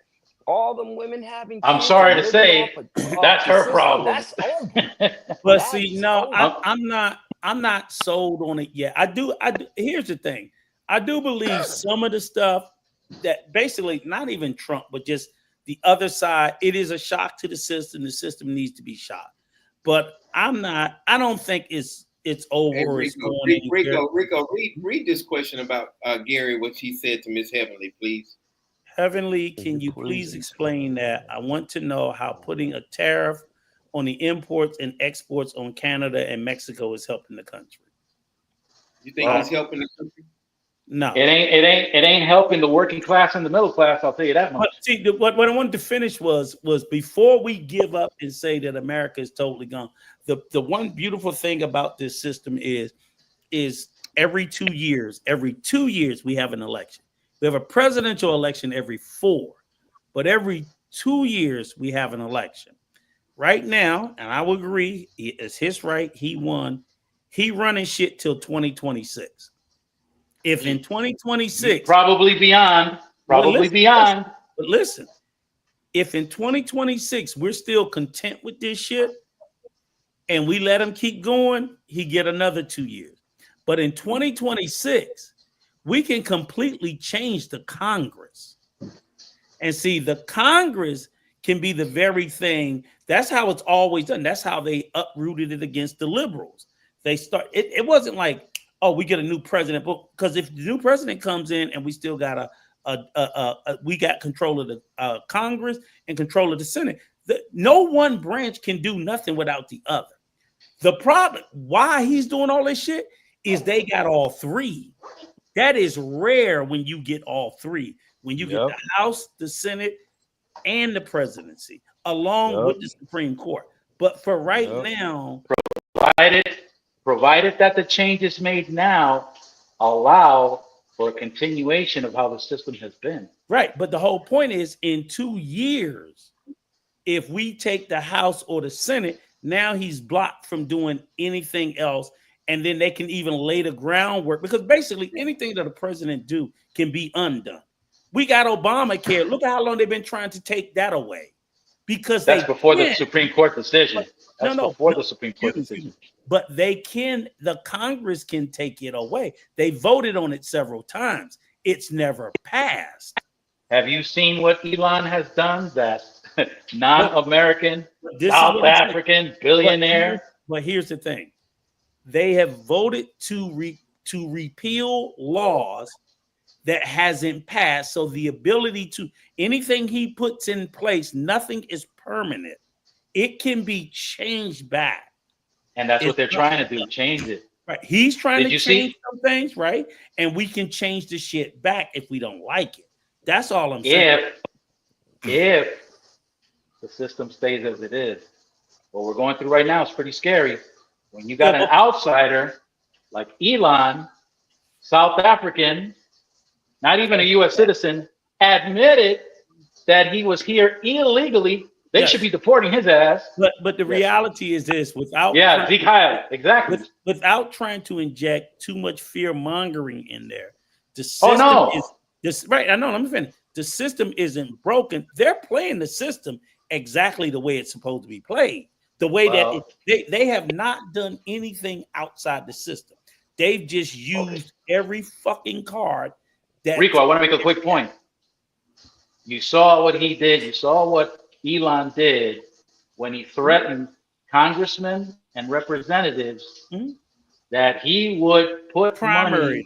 He would run. Yeah, exactly. And what happened? Wait a minute, I didn't hear that. I don't know what was going on with him. Yeah, he just said, if you don't go with Trump, I'm going to put money in your opponent to run against you. He can do that anyway. That's not illegal. No, it's not illegal. It's not. It's not illegal. But how many times throughout history have you heard a billionaire vocalize a threat like that? I absolutely agree in public. That. But here's the whole point: never. If at the end of the day they would have checked them. But here's the thing: at the end of the day, people have run against money and won before. So you can't tell me no. Right. So, I'm not against you. I'm not against you on that. But I am making the point.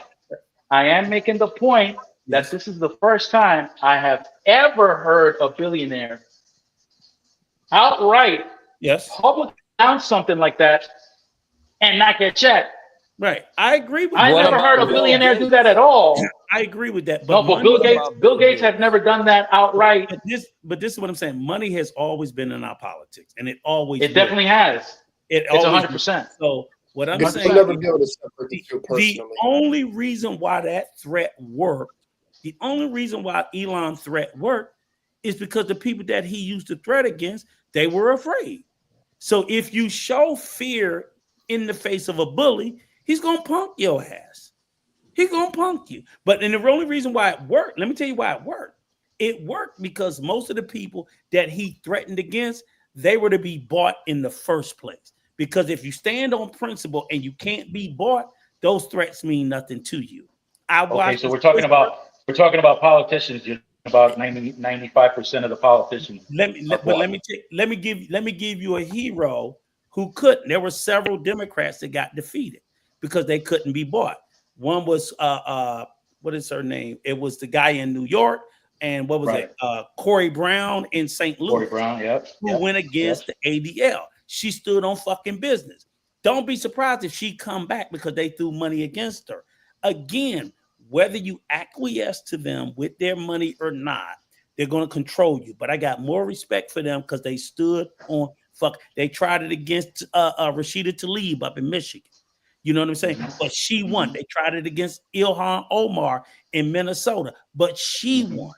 Money interests will always come against you. Stand on fucking business. But those Republicans that Elon threatened, they were going to bend the knee anyway.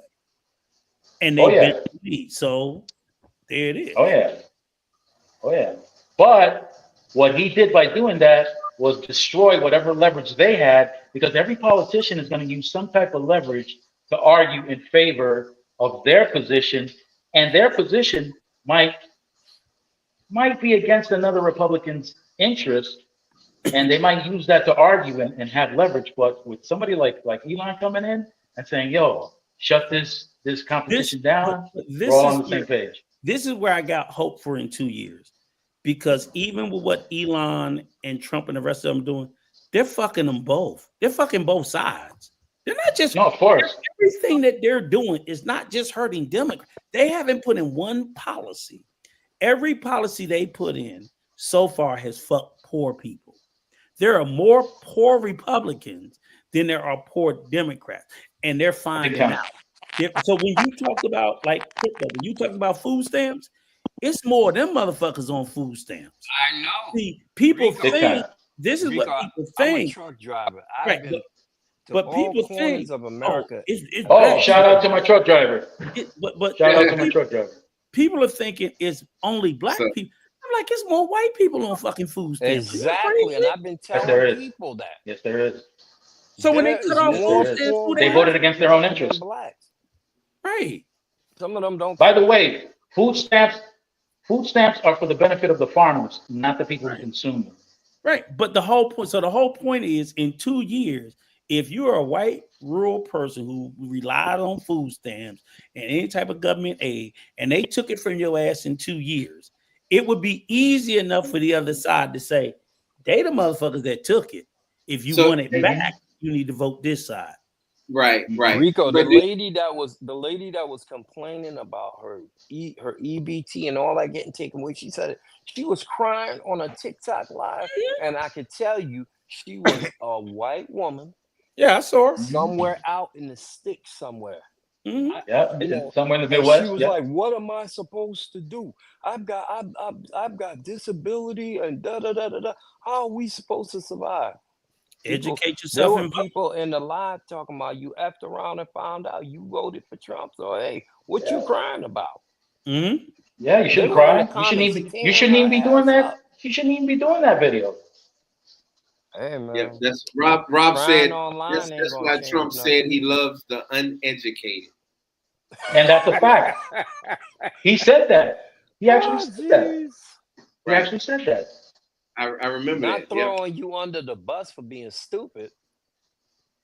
Joe said that will be Rico. You're right. The poor states, most red states, will feel the pain in 2 weeks. Yeah, and look, here's the funny thing. This is what I found funny, right? So we had those terrible fires out in California, right? Mm-hmm. All those people lost their homes, just that, whatever, right? And it's like, okay, and Trump showed his ass, right? So I'm looking at that, right? I'm like, oh, okay. So it's a massive fire. All these people lost their houses. There was loss of life, and he's playing this bullshit game, right? Oh, we may not give them money. We may not give them money. And I'm like, okay, y'all are all laughing. Florida, your ass getting another hurricane this year, 2 or 3. Soon. I get them every year. Soon. So September, August, September they come in. And that's why there are only 2 insurance companies. One is the government, and there's only one private insurance company there. That's the reason. Right. So Florida, Louisiana, California, no. Mississippi. For those hurricanes, is Florida, Louisiana, Mississippi, Southern Texas. Those are all red states. So while y'all cheering California because y'all think it's a blue state, at the end of the day, y'all have far more natural disasters than California does. What about Tornado Alley? Right. But you motherfuckers, red states. You guys get these hurricanes and this flooding. Miami is sinking. Louisiana, New Orleans is sinking. And the more that these hurricanes come, it's crazy. But this is why I sit there and say is this one side wants to inflict pain on the other side without realizing they also will be inflicting pain on themselves. Right. I'm like, Norfolk, Virginia is losing land.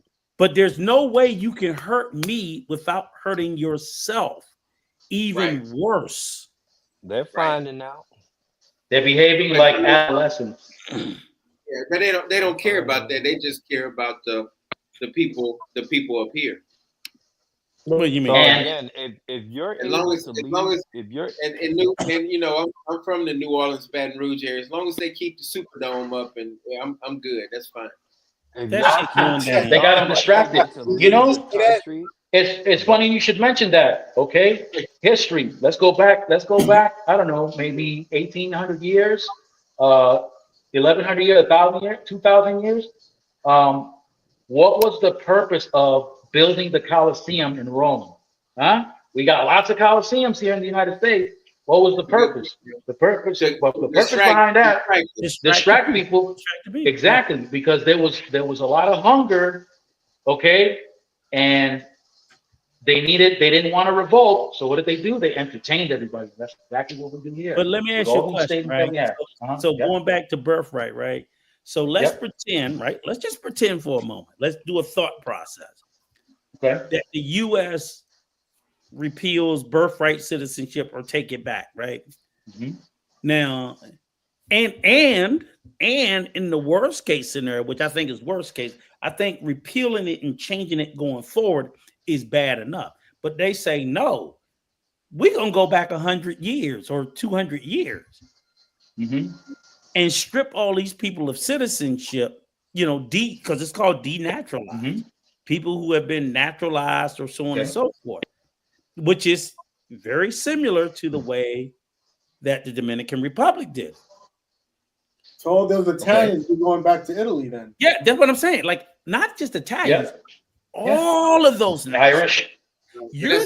Irish, Italians. You're looking at a third of the United States that got to get the fuck out. Yep. Okay. You're talking about close to 100 million people. And to include between birthright, naturalization, and so on and so forth. So my thing is, I don't know if they're willing to disrupt the system that bad to say we're going. Are you talking economically? Certainly, I don't think it. Imagine getting rid of half the population of the United States. We would collapse. Okay. This country would be a third. You'd be open. You would literally I got a question. open the country to an attack. I got a question for both of you. And I'm going to challenge that thought about being open to an attack. I'm going to challenge that. Okay. And it's in conjunction with the question I have to make you think, okay, about economics with regards to having so many people leave. Okay. Now, one very popular pitch within the propaganda was bringing American companies back. Question one to that: is that a viable option? Yes or no? Is that a viable option? Bringing American companies back to the U.S. to manufacture. When you say, and I'm going to tie it in, by the way. Okay, viable in ability is they're very much able to bring them back. I don't think it's viable economically, because economically, I think the whole reason why they moved them overseas was cheaper labor. So exactly. Thank you. Would the companies? So the question goes into, okay, companies that manufacture. Let's just take Apple for a minute. They make fucking iPhone. Okay. They did all the manufacturing in China. Okay. Would Apple go out of business if iPhones had to be made in America? Yes, they would. They would be too expensive. Yes, it would. Or either the labor cost. Right, the labor cost would be too high. Exponentially. Overtime. What labor cost does is it means profit. You can look at labor costs two ways. Labor cost goes up, which simply means profit margins come down. So what I'm saying is, and if labor costs go down, profit margins go up, right? So if Apple was here and the labor cost was here and the profit margin was here in the US, right? Then when they shipped it out overseas, labor costs went further and profit margin went higher. So my thing is, if you did it in reverse, does it actually collapse or does it simply shrink the profit margin? So obviously the shareholders would get, okay, instead of y'all getting fucking 50% return on the dollar, you gonna get 2%. It collapses. You know why? 48% is gonna have to go to labor costs. It collapses because you now have an element which is called competition. Just like what's happening with Tesla. Just like what's happening to Tesla. Tesla, back in the early 2000s, Tesla was a big deal for some reason. I don't know why, because electric vehicles The first vehicles that were used commercially were electric vehicles, not combustible ones. But that's beside the point. Hey, Tesla's advantage was that. Go ahead. Let me say this. And it's on the same point. I didn't mean to cut you off, but no, that's fine. Before I got assaulted by Shiloh Sanders, and became disabled, I worked for a company called Nestle Waters. It's like Nestle. Before huge. They're huge. I work for from them the too. Nestle chocolate company. Huge. Nestle, Yeah, they own sell all everything. that. It ain't just chocolate; it's everything. So anyway, yeah, They own Gerber. Sorry, they own Gerber too. they own a lot of so, stuff. They're huge. Yeah. Right. Go I give moved. me some Nestle So stock. after I was assaulted and received disability, I moved straight to San Cristobal. Okay. 5 minutes. Me and Manuel. I live 5 minutes from Manuel. I asked Manuel. Okay. I said, "What?" I said, "Is that a Nestle Waters?" It was all the way in the back in the woods. We're in the back, and I saw the sign that said Nestle Waters, chocolate and all that stuff. I was like, "Oh my God!" Mm-hmm. He said, "My friend works for him." I said, "Can you ask your friend how much he got paid?" Because I got paid $22 an hour working for Nestle Waters. United States. How much were they getting paid? I got paid about $22 an hour. And how much were they getting paid? They get paid $3.25. Wow. Okay. Listen. And they did the same thing that I did. That's disgusting. My battery's going out. But listen, I want to say this on my way out. And just if I get cut off, thank you very much for having me up. I hope I can do this again. Thank you, brother.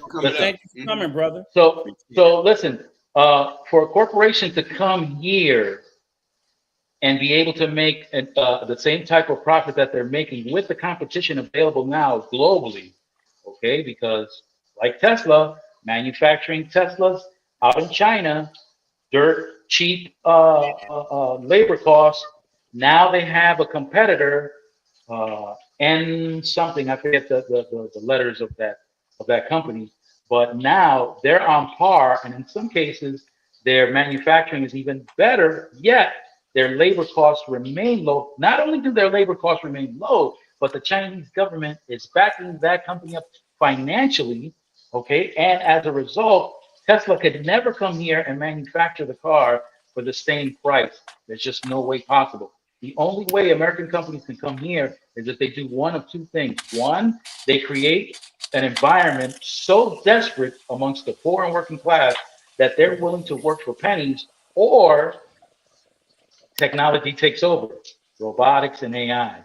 So with that in mind, to have a population be diminished, really not a big deal, because now with the technology available, they can still churn out. However, there is a big question about, well, if there are less people making money, who the hell is going to be buying anything? But that's a problem for another. Right. That's the That's a problem. That's the point.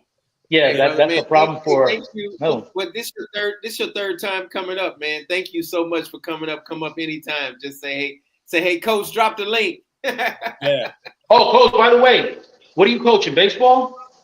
Yeah, baseball. So let me say that real quick. I don't have my Cash App. I don't have my Super Chat up anymore. I need people to help me out with my baseball program. So y'all make sure y'all hit the Cash App, and all of it's going to the baseball program we start up next month. Shout out to Dr. HP and my other brother that donated the caps and everything. So we need to get some more stuff. We got a school, we got a building, we got all of that stuff. So if anybody, there's the Cash App running down at the bottom. Just put for a donation for the baseball program. It'll help out so much, man. I definitely appreciate it. But go ahead, brother. Okay, check this out. So my actual last name is Ramirez. Okay. So you got, yep. So there are 3 Ramirez that was in Major League Baseball, all related to me. Let you figure out who they are. Manny Aramis. Manny was one of them. Manny Aramis and Ralph. Ralph played for the Atlanta Braves. You guys might not know that. You You might not be old enough to remember, but he used to play for the Braves and Houston. And as a matter of fact, he's down in Dominican Republic in San Pedro. If you want to go up and meet up with him, maybe I make arrangements for you. Shoot me a text on WhatsApp. Or call Yeah, we'll do. Hey, gentlemen, thank you so much. Huh? Yeah, Somebody was about to ask something? Where are you at on the island? Oh, I'm not on the island, but okay. I have property in Santo Domingo. What city are you at? No. Santo Domingo. I'm in the capital. Oh, okay. I have all right, cool. I have a mansion in the capital. I have property in San Juan. Okay, you don't go to Sosua for the women? No, I don't need to go that far to go get the women. Hey, we got some brother. Well, they come to me when I arrive. They come to me. Yeah. Hey, thank you for coming up. That was great insight that you put in the conversation. It was excellent. Oh man, especially about the history. Oh yeah. And anytime, man. I hope I can get into it some more. Hey, thanks again, guys. All right, shoot me a text. I will. I'll shoot you a text. Be safe out there on that road, man. Hey, yeah, man, Enrico, man, he really gave a lot of good insight, didn't he? Yeah. Mm-hmm.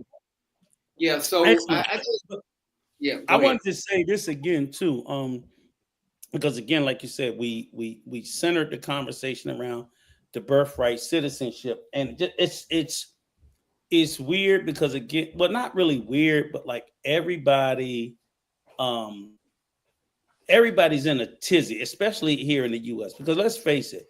I mean, even in the U.S., remember, we had they got what we call birth tourism. So like it's a big thing where like a lot of Chinese women and women from a lot of countries, when they be late in their pregnancy, they try to come to the U.S. to give birth. So that I hate using the term anchor baby, but they stopped that. Yeah, they stopped it. You can't be pregnant within it. If you get accepted, if you got a visa to come to America and you're pregnant and you're you're like 6 to 8 months, you can't come. Well, but you got to realize that all just started January. I seen that happen on a TV show with a Nigerian lady. She failed to she got it through the British embassy to come to the United States. And when they seen her, they found out that she was pregnant. They stopped her from boarding the flight. They called the consulate in the British embassy. They had her come there, and they said, "Why did you fail to tell us that?" And they had to withdraw. They said the United States was not going to. They stopped her from boarding that flight. But what we have to understand is, like, you're right. It's always been a fact. It's always, but they've been lenient to it to the point where they were saying, like in California, there was I think they did a big bust because people were recruiting women, telling them, "Oh, come over here." They were getting them in. A lot of people was getting through the crap. Now, I think it's going to be damn near. I mean, even anybody up in the Let me go back to this real quick. About my son. Donald Trump's son. Shut up. My Donald Trump's son was his wife. She wasn't legal. She didn't have her citizenship when she had. But what's that young boy named Barron? I don't know. So, I don't know when she got hers, but yeah. No, she didn't. I already know. I looked at it. She wasn't completely a U.S. citizen. When did she get her citizenship? Before Barron was born. Okay, so she was a citizen. You said she wasn't. I said before he was born, she did not have her citizenship. Right. We know she came of it, believe it or not, on what they call an Einstein visa. And that means he got to go too. Well, he's an anchor baby. Yeah, he's in the same scenario. But so you think Hitler slaughtered his own people. Well, I mean, it don't matter. Yeah, he's gonna do what he wants. He's gonna do what he wants to do because he's appeasing to the people that voted for him for that very reason. and immigration was at top of the list, and he's keeping his promise. He one thing about him, he says what he's going to do, and he means what he says. Yeah, but he's not going to deport. He's not deporting his wife, his son, or nobody that ain't nobody going back to Europe. Look, Rob said, Coach, what is the color of her skin? And follow behind her. Exactly. She's not appreciate it, Rob. You can have some good comments. And they're doing it specifically country region specific. And the countries and region specific that they're pointing to are Latin America, so Mexico, Central South America, Africa first, Caribbean, Asia second. That Europe doesn't count. Jessica said, did they stop that in the DR? Did they stop what? I don't know what she's talking about. I seen that show. I don't know what show you. Did they stop what? And what show? Yeah, I don't know what. Jessica, what you talking about, sweetheart? Yes, she was going to Australia, I think. I mean, and I'm lost. I'm lost on what she's asking. I'm not sure, but yeah. She'll rebuttal. Hey, Manuel says, great job on the last video, Rico. Passports bros want to head. They want yours. Head. They want your head. Why they want your head for? For telling the truth. You didn't see the last video? I must have missed something. The last thing I seen was Miss Wendy and Rico going at it. No.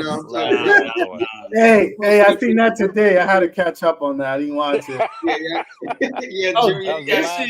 This is the thing too. What Perception wrote is true also, because I heard somebody say that he's trying to end the marriage thing. Really? Yeah. That's another hot topic. Right there. Because if he ends that, that means no other country could marry. You know, you can what they're saying is the golden U.S. visa. What they're trying to do is they're trying to make this is the bullshit they say.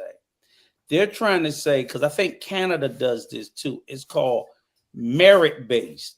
Yeah. So in other words, they're trying to say we'll let you in if you got some sort of special skill, something that we need. You know, pretty much like Canada. Yeah, exactly like Canada. Family is not good enough. It's you. If it is your wife or your children or your husband, they can make a skill that we need. If they can just cut grass or some shit like that, that's not good enough. If you marry a Canadian citizen, you can bring. It's more easier to get into Canada than America. So the goal is make it to America. If you can't make it, Plan B is always Canada. Right, but what I'm saying to so many people about that. Right, but what I'm saying is, why they are looking at ending marriage-based citizenship is because they're trying to say they're replacing everything with merit-based. So in other words, they're trying to say only if you have a skill or something that will make the country better. It's never been that way. Okay. He was discussing that during the incident that happened there in Washington, D.C. with the helicopter, the military helicopter. Yeah, but he's been discussing this shit the whole time he ran, because believe it or not, that is what Vivek got in trouble for. Vivek Ramaswamy. He got in trouble because he said Americans are lazy and dumb. And that's why we need Indian immigrants. And they lost their shit about that. So he really don't want any immigrants. So the exception for an immigrant coming into the Americas, unless they're coming from Europe, any immigrant from particular. Now Europe is excluded. Remember when I'm talking about everywhere but Europe. Europe, you can just show up because you're white. But anywhere else, you have to show that I can do something in America. I'm an engineer. I'm a doctor. I'm I don't even know about lawyer anymore, but I'm a doctor. I'm an engineer. I can help do something to help the country. Other than that, he don't want your ass in here. That's just the reality. They got a lot of doctors in Nigeria, but you know what? They won't allow them. They got to go through such a hurdle to get here, and then when they get here, They have to do everything all over again. They don't want people from Africa. Educated people. He's already some of them got their education in Europe. He don't care. He already said Africa's a shithole, so it doesn't matter. He don't want nobody from the shithole. Period. I disagree. Yeah, with like Rob says, Rob, I think it's basically he don't want anybody. I'm not saying I agree. No. I'm saying because I just came back from Uganda in November. Okay. And man, all I'm gonna say is I was depressed when I came back.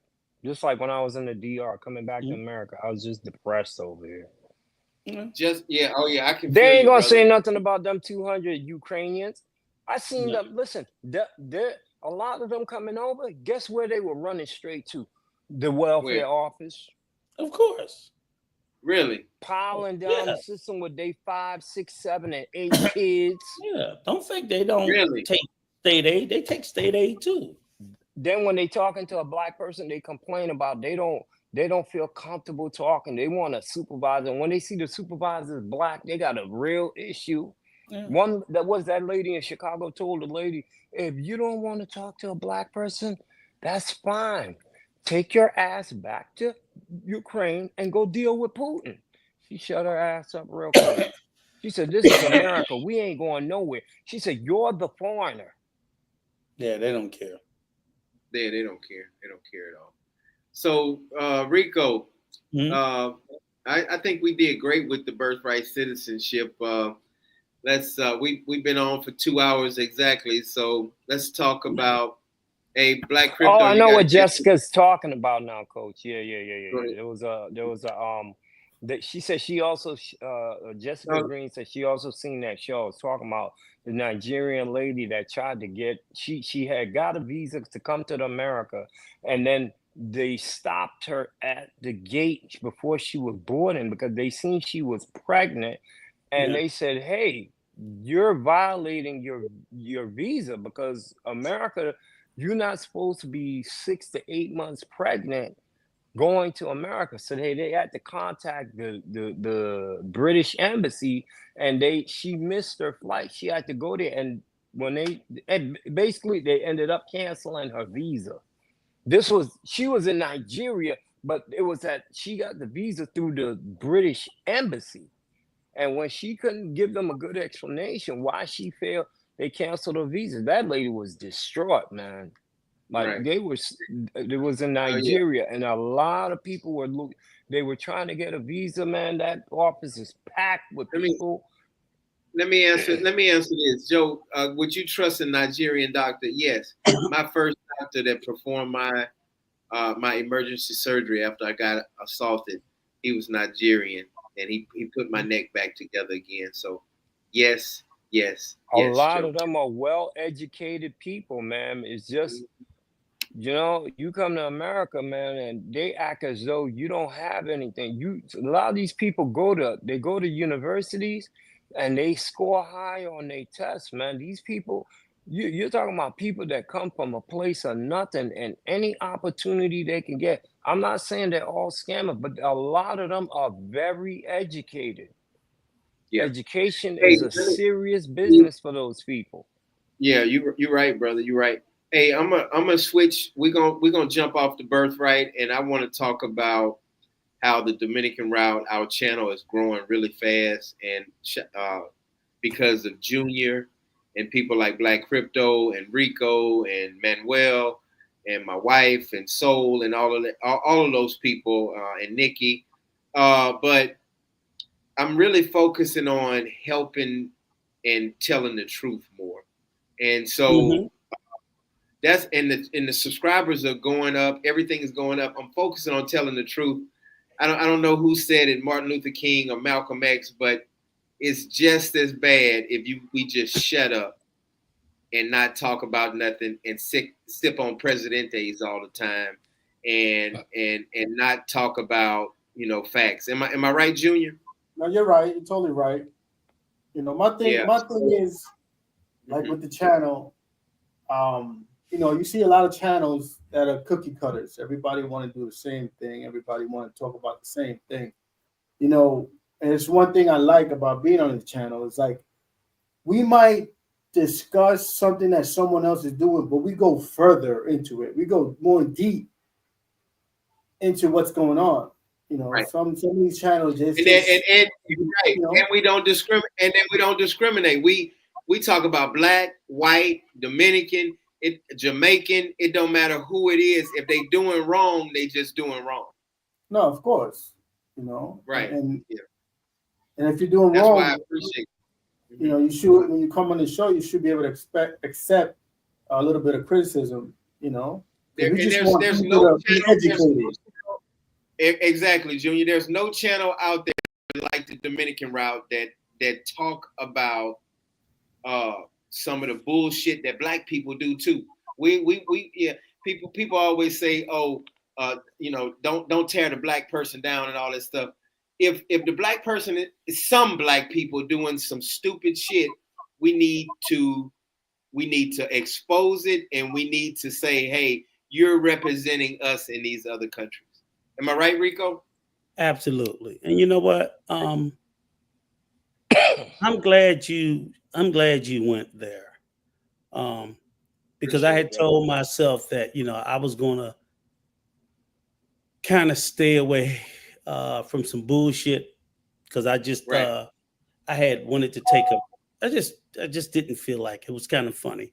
But what it brings to mind to me was I had the displeasure to have some engagement with some folks just yesterday. And you know me, I don't shy away from nothing. But you know, I watched a young man that was lampooned and ridiculed and made fun of and called all kinds of names and laughed at and teased by so-called black men, so-called men of a brotherhood. This young man was a supporter of these people, and what was his name? His name is young man. I don't really want to call him up, but I'm gonna say it's young man by the name of Ryan. He's got a channel called Vacation Time with Ryan. He's a good, solid, you know, young kid. Kid don't bother nobody. He's positive. He puts out positive content. So if you ever want to go see it, you should go watch it. Is he Dominican? No. He's I don't know if he's African American. He's black from America. Okay. Good content, good kid. And these guys just, you know, made him look like a complete fool. And of course, the young kid took offense to it. And he responded, you know, because there were some older men in my generation that was acting like fucking juveniles.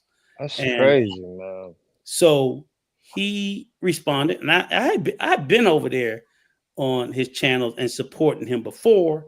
And of course, I was over there supporting him yesterday. I didn't even know he was the one.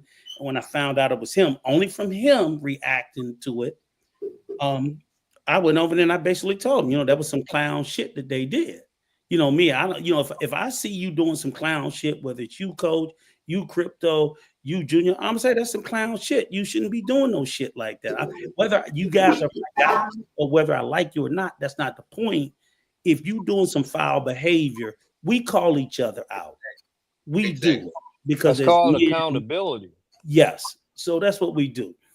That's right. For whatever reason, they didn't like the fact that I was over there supporting this young man. And they feel like, yeah, I'll admit I was trolling a little bit, but I meant everything I said, right?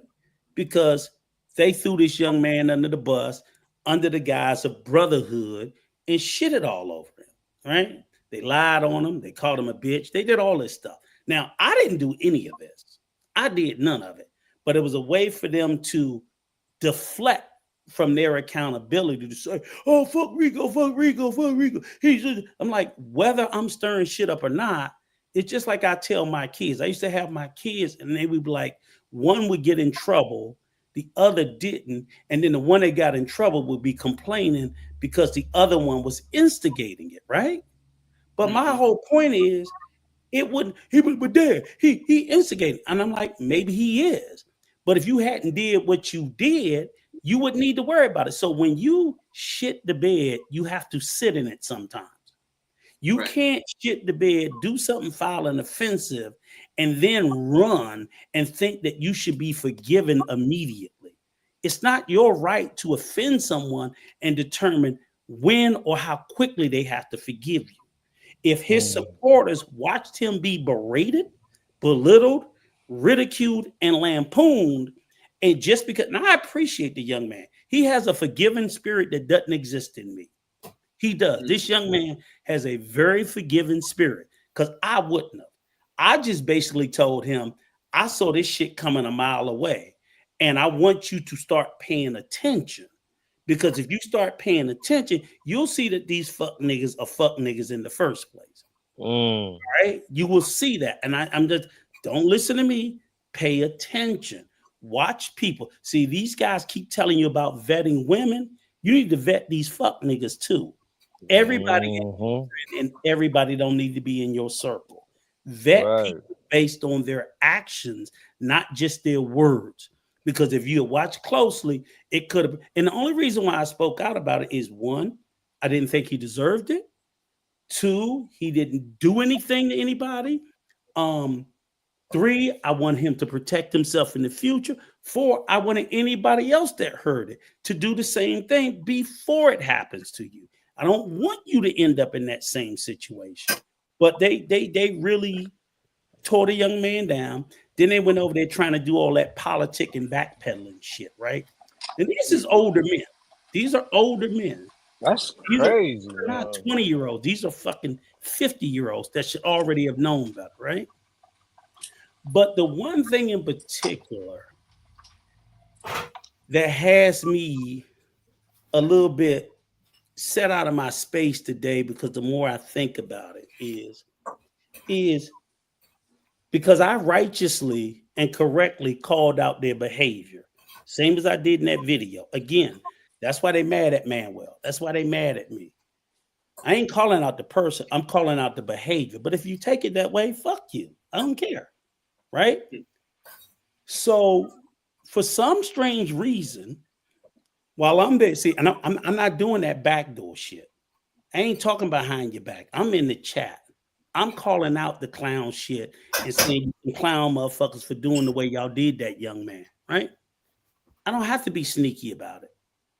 I found it surprising that all of a sudden they want to talk about my wife.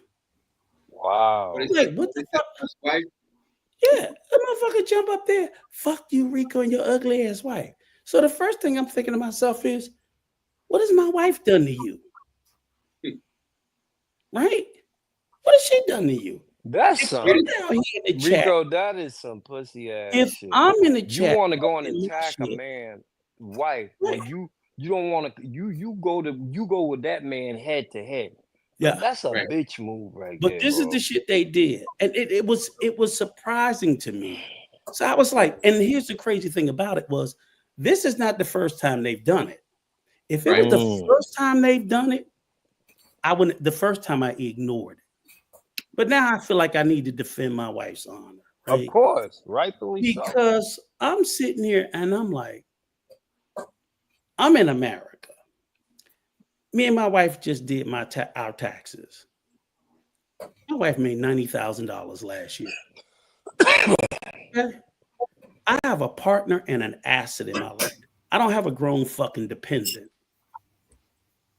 See what I'm saying?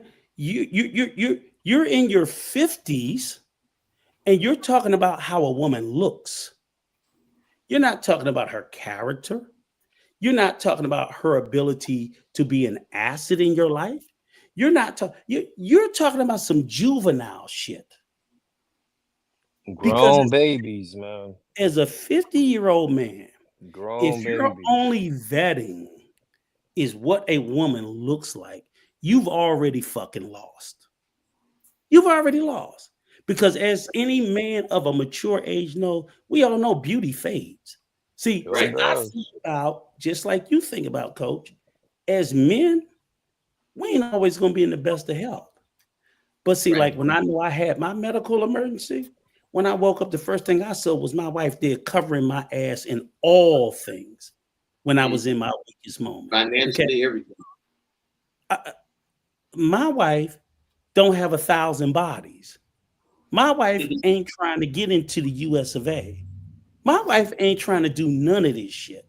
But these clown ass juvenile motherfuckers will sit there and check. And again, my wife didn't do nothing. My wife is beautiful to me, and that's all she needs to be beautiful to.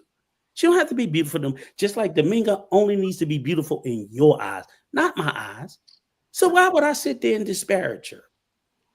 I am not going to disparage the young lady that he's in a committed relationship. I think she's a beautiful young lady, but she ain't no more fucking beautiful than my wife. And the reality is that how in the hell are you 50 years old and somebody call you out about your behavior and your go-to reaction is to call a woman who ain't have shit to do with it ugly? That's dusty behavior, man. Fucking juvenile. You're juvenile, not smart, you're not intelligent. You a fuck nigga, which is why I called you out in the first place. I called you out because of the behavior that you did to that young man. At no point, I didn't talk about nobody's woman. I've never done that. I said that was some sorry shit y'all did to a supporter that was supporting him. And see, this is what I want people that hear me to know clear. If they were fucking with him, what if you're not a supporter? And the crazy thing about it, like that young man said, I didn't call him and tell him they was talking about him. 20 other people did. 20, 30 other people listened to them do that shit and tear that young man down and laugh and ridicule him. And that young man was hurt because he looked up to you motherfuckers.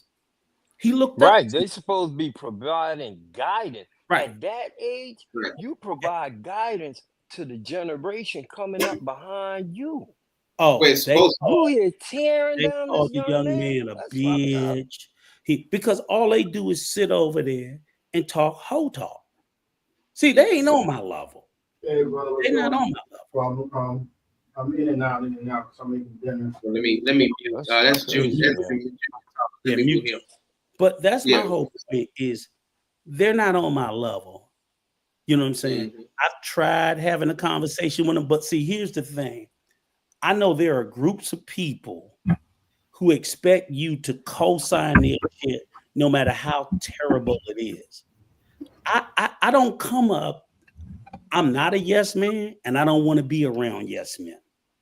I love being around men that take me to task and call me up on everything.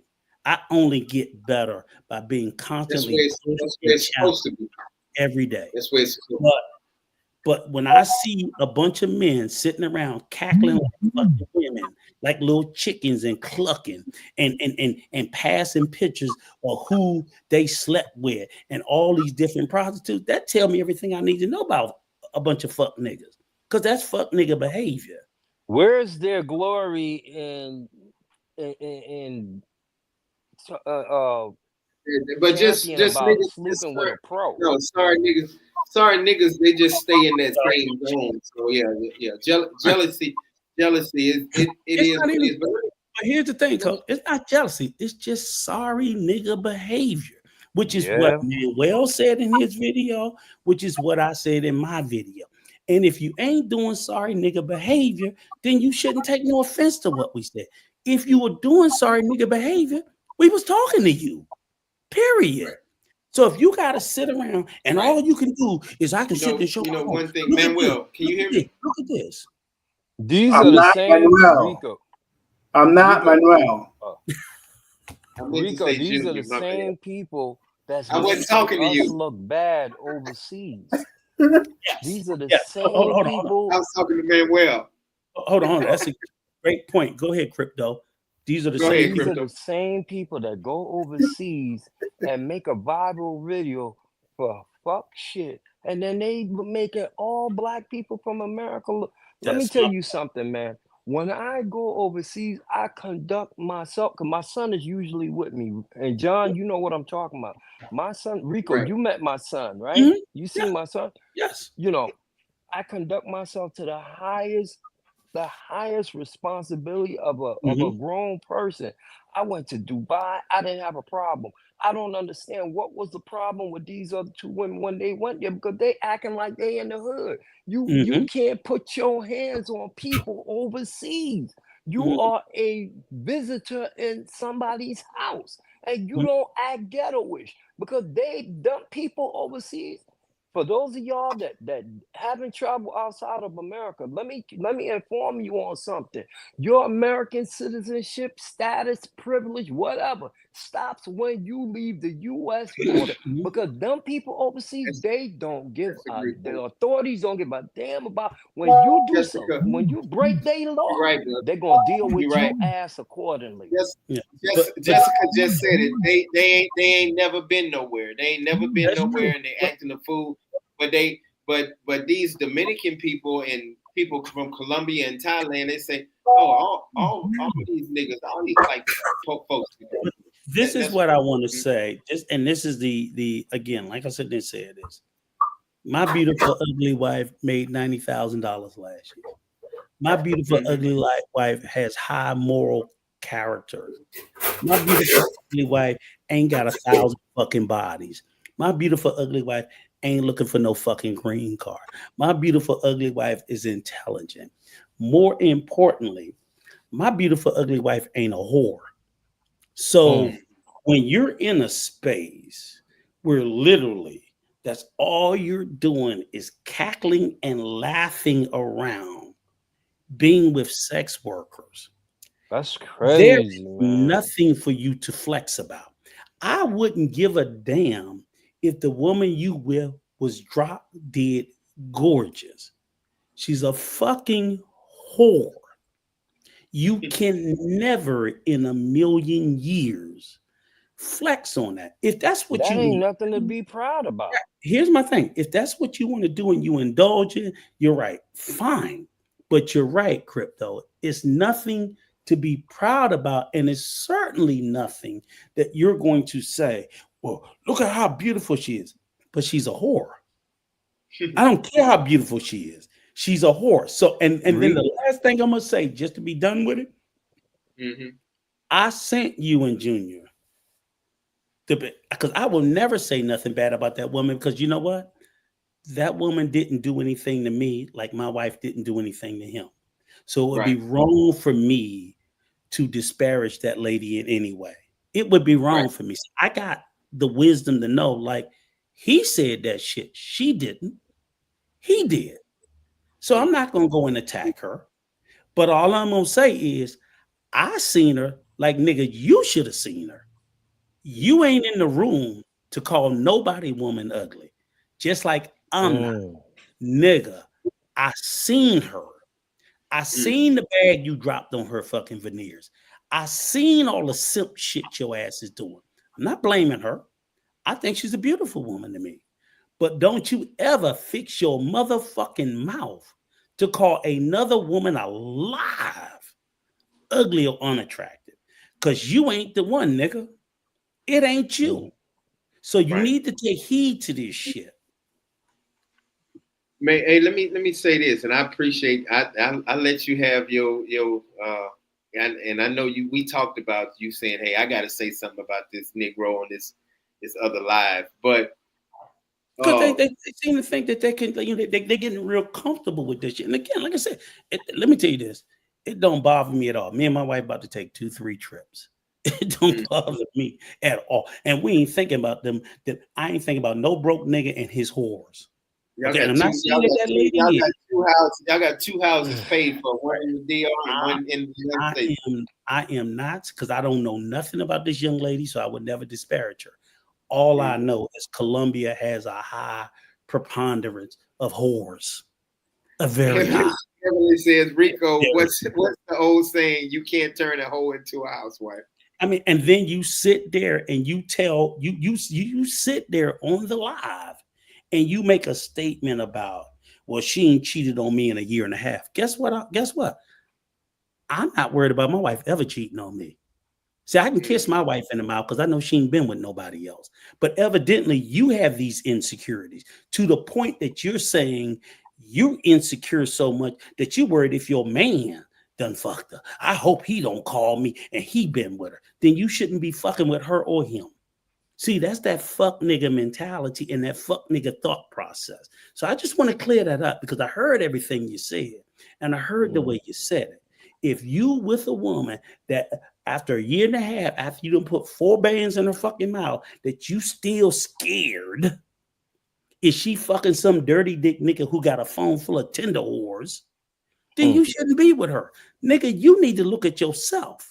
And you need to vet better, because I ain't never been with no bitch that I worried about her stepping out on me, because I ain't no fuck nigga. So with that being said, Rico, Manuel is almost at, by next week he'll be at 20,000 views. He'll be at 20,000 by Tuesday. By Tuesday, he is really letting him have, and he had a lot of passport pookies come at him, talking about he bleached his skin and he needs to stay in his place, and he said he racist and against black people and stop talking about black people. No. Hold on, coach. Tell him we'll send our itinerary when we coming up to the zoo. Mm-hmm. They run the zoo. Well, they don't like it. They don't like people telling the truth. Since they run the zoo. Let me say something. I got accused of being a passport bro. And I remember this girl said, "Oh, when I first was saying, oh, I'm going to DR because I met somebody." It was like, "Oh, you one of them dudes." I was like, "What are you talking about? You one of them passport bro. You like young girl." I'm like, "Excuse me?" I said, wait a minute. First of all, I've never been to the country. Second of all, I don't know what the hell you talking about. I'm traveling with my son. So I don't know what you talking about. She said, "You going to have sex with young." I said, I don't know who you think I am. But that's the movement. I'm not a perv. And I had to do research. John, I had to do research because I was flabbergasted. This person told me that.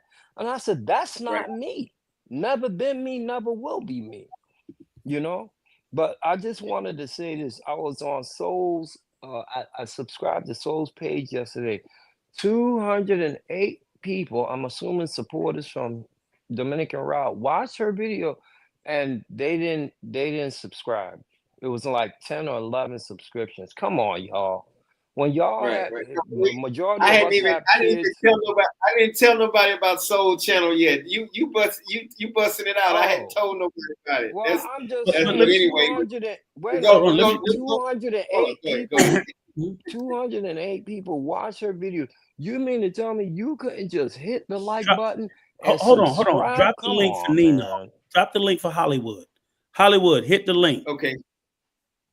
Hit the link. Well, Hollywood I've been looking for you. Hollywood. Yeah, I've been looking for him. Hit the link.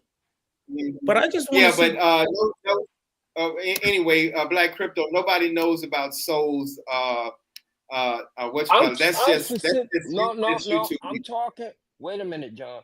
I'm talking to the 208 people that watch Soul's videos. Most, I guarantee, they from the Dominican. We don't know who they are, though. We don't know who they are. Wait a minute, John. Let me speak. When I'm talking about all y'all parents out there. You know, when your kids is doing something, y'all want y'all friends and family to support your children. Remember when the kids used to get the cookies and all that? Everybody, all the kids running around and you give them $5, $10, $15 to bust out their order so they can finish out their order and whatever. Gotcha. Come on, y'all. Let's support this girl. She 18. She's just starting out.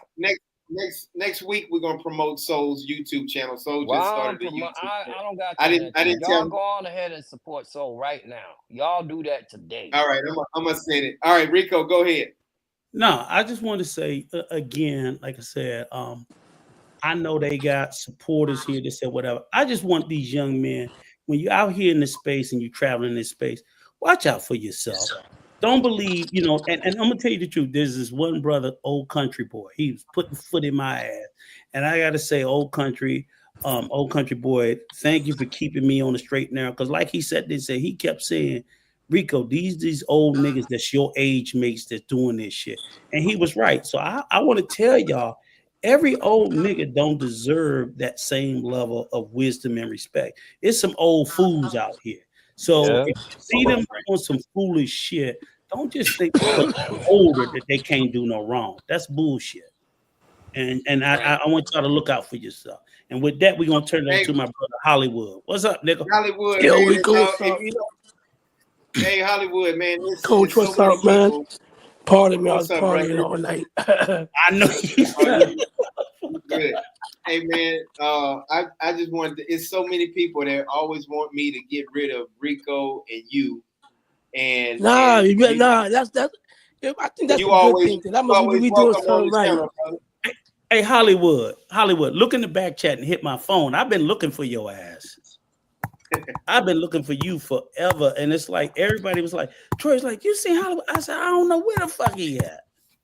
Is he in the I was doing like a kind of a mental cleanser, man. Hiatus. You feel me? Ain't wrong with that, brother. Hey, let me ask you this: Is he in DR how do you feel? or the US?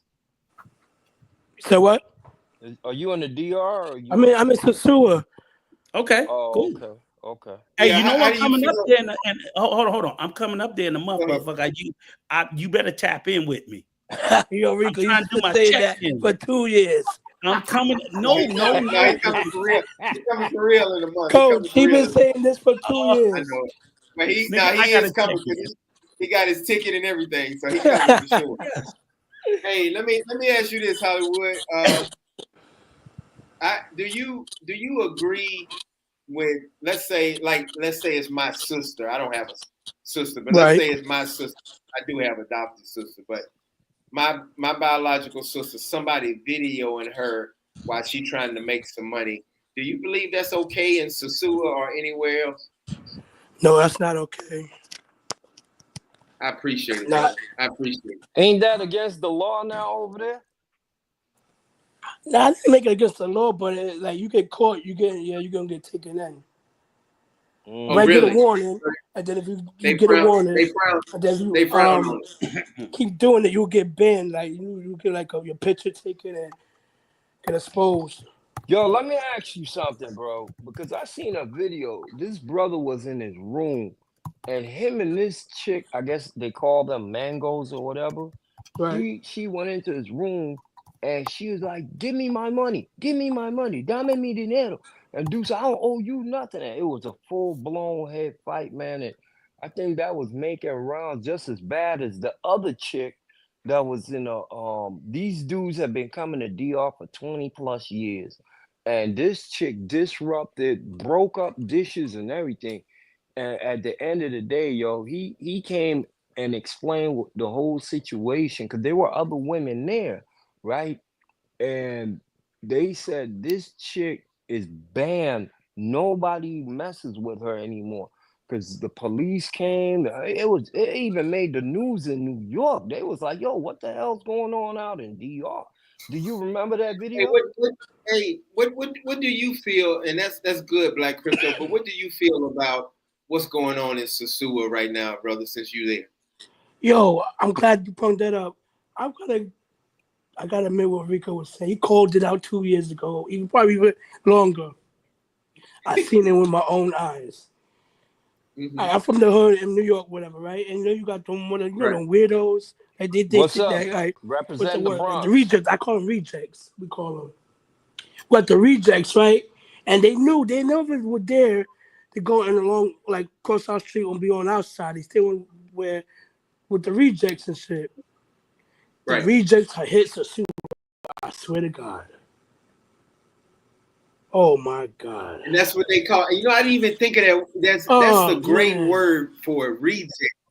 The rejects. The rejects is doing the fucking creek cam shit, putting the shits in the house, hiding, sneak hiding, video recording the bitches while they having sex. That's just crazy. Yo, that's wild. And then here's the thing, Wood, right? Like we said, the white no, Rico, he's right. You said hold on, these black guys represent us. Yes. Remember, I was like, nah. But they do. We like, remember I was saying to you, like, yo, what they don't got to do with Hollywood, it's to fucking do, man.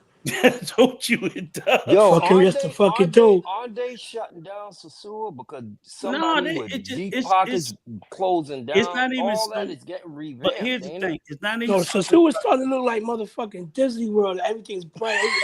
Everything's getting new now. It's not cheap no more. Yep. It's not how it used to be when I caught like the end of it. Mm-hmm. Everything's kind of expensive now.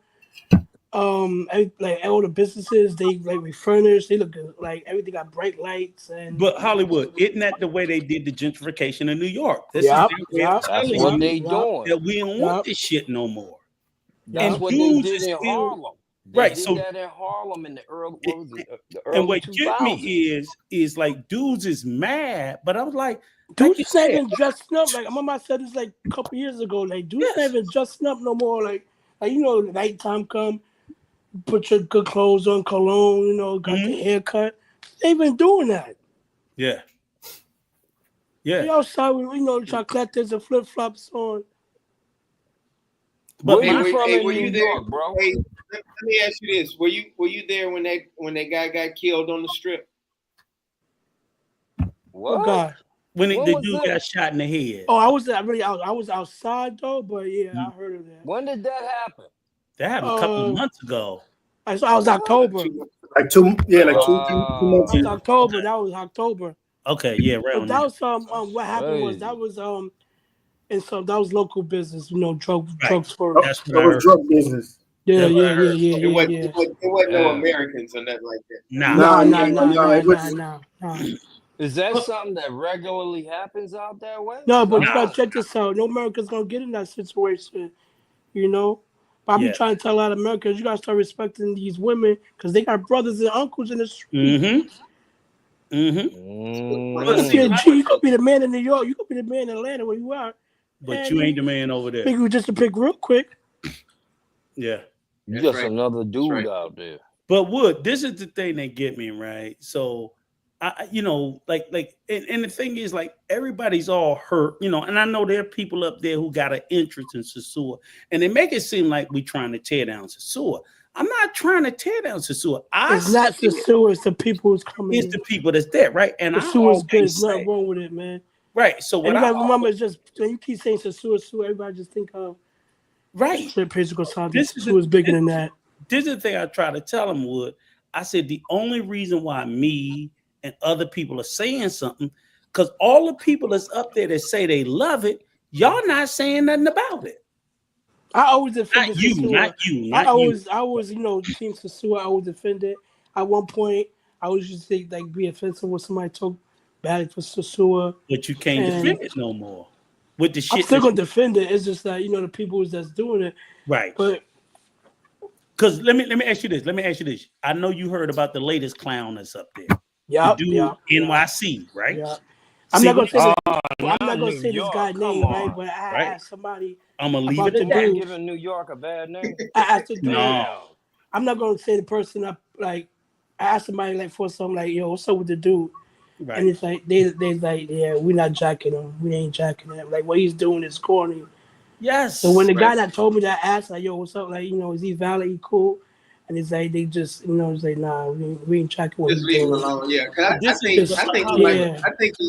I think he kind of special needs a little bit. What goes back to what I was saying, the rejects. Hold on, Coach. But here's the thing, Hollywood, right? That's the word we used to call them. Like, but check this out, Hollywood. This is the problem, Hollywood. Remember, you sit there and say this is the reason why I call it. I'm like, yeah, but this fool got a big following. He been on Raise a Raise. He doing fundraising. So what my problem is his information is going out in the algorithm and it's representing.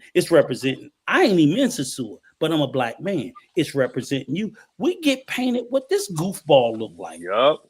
That's the problem I don't like. Absolutely. And now he going to Colombia. Now he going to Colombia in 3-4 years. And remember that all that shit is not gonna last. It's not gonna last. Right. It's a good you don't run think now. so? It's just a phase. That'll phase out. How many people before have been doing it? He's not the first to be doing shit like this. But Wood, here's the problem. Wood, here's the problem. Okay. It's like the music artist. You out for a minute and then it's like. But you know what the problem is, Wood? When he go away, here comes the next reject. Right. Yup. That's the problem. He's not the first, and he ain't gonna be the last. But until someone starts to say, we don't want no more of these fucking rejects coming up here doing this. It's gonna happen. It's gonna happen. It's gonna happen. Yeah, it's gonna happen because it's already the city it started with the you filming the videos. Then eventually they're gonna get rid of the women coming into the restaurant. But let me ask you this. Wood. shouldn't it be the very people who say, like you said, the very people? I always talk to the people who tell me how much they love Sasua. I'm like, well, then you should have a voice. It shouldn't be, I shouldn't be the loudest person going after him. It should be you, and I should be supporting you because you're up there. You're up there. I'll support you with money, my voice.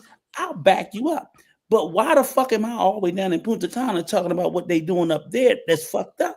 Because they're flooding the airwaves. And the only reason why I do it is because they make all black men that travel look like that. Because every time Rico, it's not gonna last long. Dr. HBC, there's a video out there in the area. I wouldn't say that, I'm not gonna say the name, but it's beyond disrespectful for the people in the town.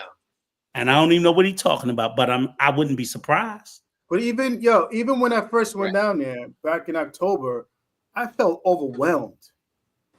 I was overwhelmed. We went to Bailey's to eat, and I'm like, yo, I told her one chick, yo, can I eat? Like, can I eat? Like, I told her in Spanish, can I? Right. Can you leave me alone? Let me eat. Yo quiero comer solo, sí. You know, it's like I've never experienced something like that in my life. But they tell me I'm crazy. They tell me I'm making shit up. It's, you know, and I don't knock them. They're doing their thing. They're doing their job, whatever. But there has to be a something else. You know, there's families that go in these restaurants. There's kids that go around there. You know, they got to put that away from there. That's all I say. This is what I'm saying is I get that vibe from the internet. And this is what I'm trying to tell you guys. It's like outsiders who never been there. This is the information that they're absorbing because this is all they're pushing out. The algorithm is flooding your algorithm with Sasua. I'm watching guys fight with chicas. I'm watching guys sit there constantly trying. The whole time this clown, he was on a fucking 24-hour loop, video after video after video with all, and that's just like he's flooding the zone. And then the next idiot gonna come up there and flood the zone. And it's like, and then y'all want me to think about it in a positive way. How can I? You got if this is all being flooded. You got other people. It's not just him. You got other people going around the world doing the same shit. The dude in Thailand, they jacked his ass up because he was doing some clown shit. Yes. My man, they ran Austin Holman out of Brazil because everybody went over to Africa. Right. Now another brother went behind him and said, "Oh, he went and insulted the Kenyan women by saying, yo, they easy to get this." Now they clowning Black Americans. See, it's a pattern. This is what they're doing. They're creating this. That's what Manuel was saying, and that was a good that was a good video he did, Manuel. That was a good video. Oh, you like it? I loved it. You like mine, nigga? I loved it. You ain't like mine? That's like, what you see. Nah, Rico, yours wasn't that good. And this is why, listen, I went to Uganda, right? I met a whole bunch of other people there.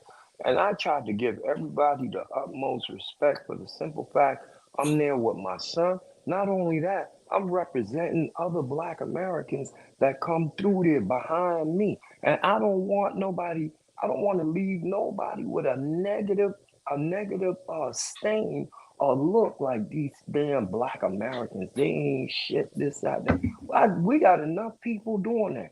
Do you know, I left such a good impression. Other people were telling me, yo, when are you coming back? You know, hey, let me know when you coming back. The next time I come back, I'm gonna have a VIP treatment because my girl, she had her other friends work at the airport because they all go to the same church. So they were angry with her, telling her, why did you not let us know he was coming through? The next time he comes through, let us know a week in advance. We're going to pick him up from the airport because it took me 2 hours to get out the airport. They said, that's unacceptable. That's unacceptable. Our brother is coming here. And, she said, well, I forgot this and that. they said the next time I come through the airport, they're gonna be waiting for me and my son at the gate. They're gonna walk me to immigration, walk me out, make sure they have somebody in baggage, get my luggage, and get me out of the airport within half an hour, not 2 hours. And I said, this is for me interacting with people over there. Right. That's good. What happened to Hollywood? I don't know, but I just want to say, and hopefully, I hope he come back and hit the link. Drop the link again. Shout out to my brother Wood. I am so glad he came up, even for the time he came up. And you better read. I know he was kind of going through it. Right, he might be doing some stuff. So I'm gonna give him that space and that respect. But that's a super solid brother. I definitely got to check in and tap in with him when I come up there. But I especially appreciate and value his voice because he's up there in the Sioux. He's been up there in the Sioux for 3, 4, I don't know how many years, but he's been up there a while. So he's no weekend warrior or anything like that. And he's always told me and Troy from day one, you know, he's like, and there's a whole bunch of people like him and other people that see it that way. So when some of the big YouTubers that everybody want to co-sign their shit tell you something different, I'm like, nah, bro. See, I don't watch these YouTubers up there tell me one thing, and I'm plugged in with people up there. See, so when they sit there and they think I don't know what the fuck I'm talking about, I'm like, no, I'm plugged in with people up there, Americans and Dominicans. I'm plugged in with them. And so when they sit and I ask them, I don't tell them what's going on because I don't know them. And they be like, nah, Rico, fuck that shit. They doing this, they doing that. I'm like, oh, okay, all right. Because they telling me something else. But I'll be up there. I'll break bread with y'all. We're going to have drinks. We're going to have fun. Y'all know how I do. I try to do the hospitality. Please give me the same thing. And that's just man, you drop me again, coach? No. Give me flashback again, man. You got jokes. Flashback. Call the flashback, coach. People. No, man. No. Hold on. No, for real. He did it again. Hey, Wood, you see my number in the back chat, right? No, I didn't see it. It's in the back chat. Just hit private. All right. Hold on. Hey, can I just say this? For anybody that's in the cryptocurrency, man, y'all need to be buying Bitcoin, Ethereum, XRP. It's at a low right now. Get in there, get some more crypto, man, because it's dropping. You know, when Bitcoin drops, everything else drops. So this is a discount. This is a discount sale. It'll probably shoot back up tomorrow, Monday morning. Just saying. I appreciate it, brother. Hey, I'm gonna start taking people down. Black Crypto, thanks, man, for coming on, brother. You take care. Where's your number, Rico? Wood, hit me. You see my contact, right? No, I'm gonna see my number here. Okay, because the reason why I'm saying because Troy's like, I said, yeah, man, we've been looking for your ass for the last year. Yeah, easy too. My number's in the chat. Easy. Yeah, but I mean, like I said, brother, we're gonna give you your space, but the bottom line is your number 7777-9311. Shut the fuck up. Shut the fuck up. You're just snitching, motherfucker. You know, radio don't know no better. Damn. You know, radio don't know no better. Your number is. Hey, man. Hey, shut up, Junior. Hey, coach, when are you coming to the store? Hey, let me ask. Hey, man. Y'all both know Spanish really well. Do y'all feel that the Dominicans and Sosua and all around get tired of Black Americans? That's a question for Junior and for Hollywood. Honestly, not in the tourist areas. You don't it's see hard that? to say, you know. Like I said, that's my best thing I can say. Not in the tourist areas. Yeah, I went to Sosua one time, so I can't speak on over there. And to be honest, the tourist areas they like it's called like the Black. They like because we bringing money into, you know. Yeah, no. Right. It's mostly what it is to me personally. In Sosua, they want it to be safe for tourists to come. You know. Mm-hmm. They want people being respectful, you know. Yeah. But also, I say to the Dominican government, they need to move that, with the call girls move them out of the area. That's all I say. If they want to do their thing, just move them out the area. Have a secluded area where they want to. If they want to do their business, go over there and do your business. Don't do it with their families and kids. Walking around. Like I said, they're all walking around close to Bailey's, and you got Bank Popular. You got a lot of stuff it's around there. And you have these girls just hanging around. And that's where a lot of white Americans, you don't see them around there because they don't want to see that. Right. And it's let me answer Amanda's question. Amanda, my channel is called the Dominican Route. That's right. And I'm not bullshitting you. Here's the bullshit. So Amanda, I appreciate you asking respectfully, but no, I do not have a channel. This is my home right here. Right. I'm here to stay on keeping Coach ass straight. Me and Manuel is on this same mission. Tell the truth. Coach, you see my number in the back chat? The truth. Yeah, we got it. I got it. Is it right? We big on tell the truth. Tell the truth. They don't have to like it. They don't have to love it. But don't tell no lies. Tell the truth. So I gotta admit too, because I was doing too much. I can't be pointing fingers. I was doing too much too at one point. Mm-hmm. Well, that's right, man. We all done too much before, man. Brother, the only thing I wasn't doing was like advertising it on social media. But Brother Wood, listen. Let me tell you. For me, I definitely know I speak for Troy, and I think I speak for Easy. We miss your little crazy ass. Because I'm dead as now. I don't know what you was going through, and I believe in giving you your space. Yeah, I was really man. Listen, you ain't got to share this with us. I'm just saying. I'm open book. I'm just glad you're good. I'm glad you back, and we got to get our fucking WhatsApp. You know what it really was? I'm not gonna get too much. Don't tell us. Don't tell us. It's not our business. No. For real, it's not gonna be too crazy. Like everybody in my circle was doing something with themselves. Okay. I've been here too long. Be going 4 years. I'm like, what the fuck I'm doing? I need to do something. They go Easy right there. They go Easy. Like, for real, I'm like, damn, everybody's doing something, man. Yeah. Getting this property, open this investment, doing this business, doing that.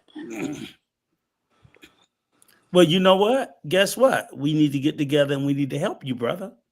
Ideas, suggestions, whatever. Right. So that's all it is. Is like you said, getting a fellowship. And like I said, I was telling earlier about this young man where niggas call themselves a brotherhood, but they're not behaving like a brotherhood. Because brothers, like I sit there and said, Coach, I'm like, we hold each other accountable.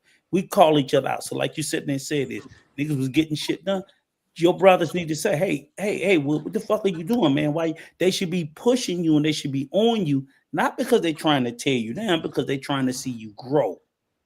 They right. To but get sometimes to they use that word just but it's like a marketing trend here, That's right. Yeah, we're brotherhood. That's Yeah, niggas. Are they really actually doing brotherhood shit? Right. Niggas use they use that word because they want to disarm you and make you put down your guard and then turn around and fuck you. But I'm like, I'm not in that type of brotherhood. I started this channel. I'm the owner of this channel. But it's so many people that wanted me to get rid of Hollywood. Wait, so Nikki's not the owner no more? You got joke. I wish she was up here. Nikki, if you here, come up. Nikki, come up so you can get on Hollywood's head. Hollywood. That's what I like, because Hollywood, that's what we do. We call a motherfucker out publicly. Fuck you. Nikki don't own it no more. Nikki, what happened? We gonna do court or something? She sold her half of the company. Nikki married and happy now. She doing good. You lying. What? Yeah. Nikki got married to a Dominican guy. Yep.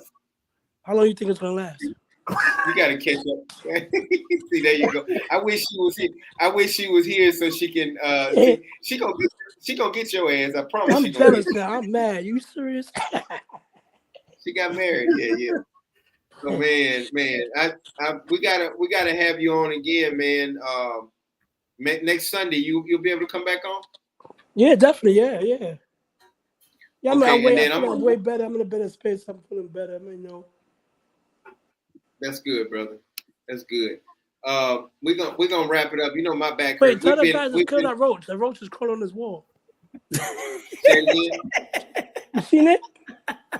What? It was a roach. I was calling to tell him, hey. On Junior? You got roaches, Junior. Your roach is crawled around the corner.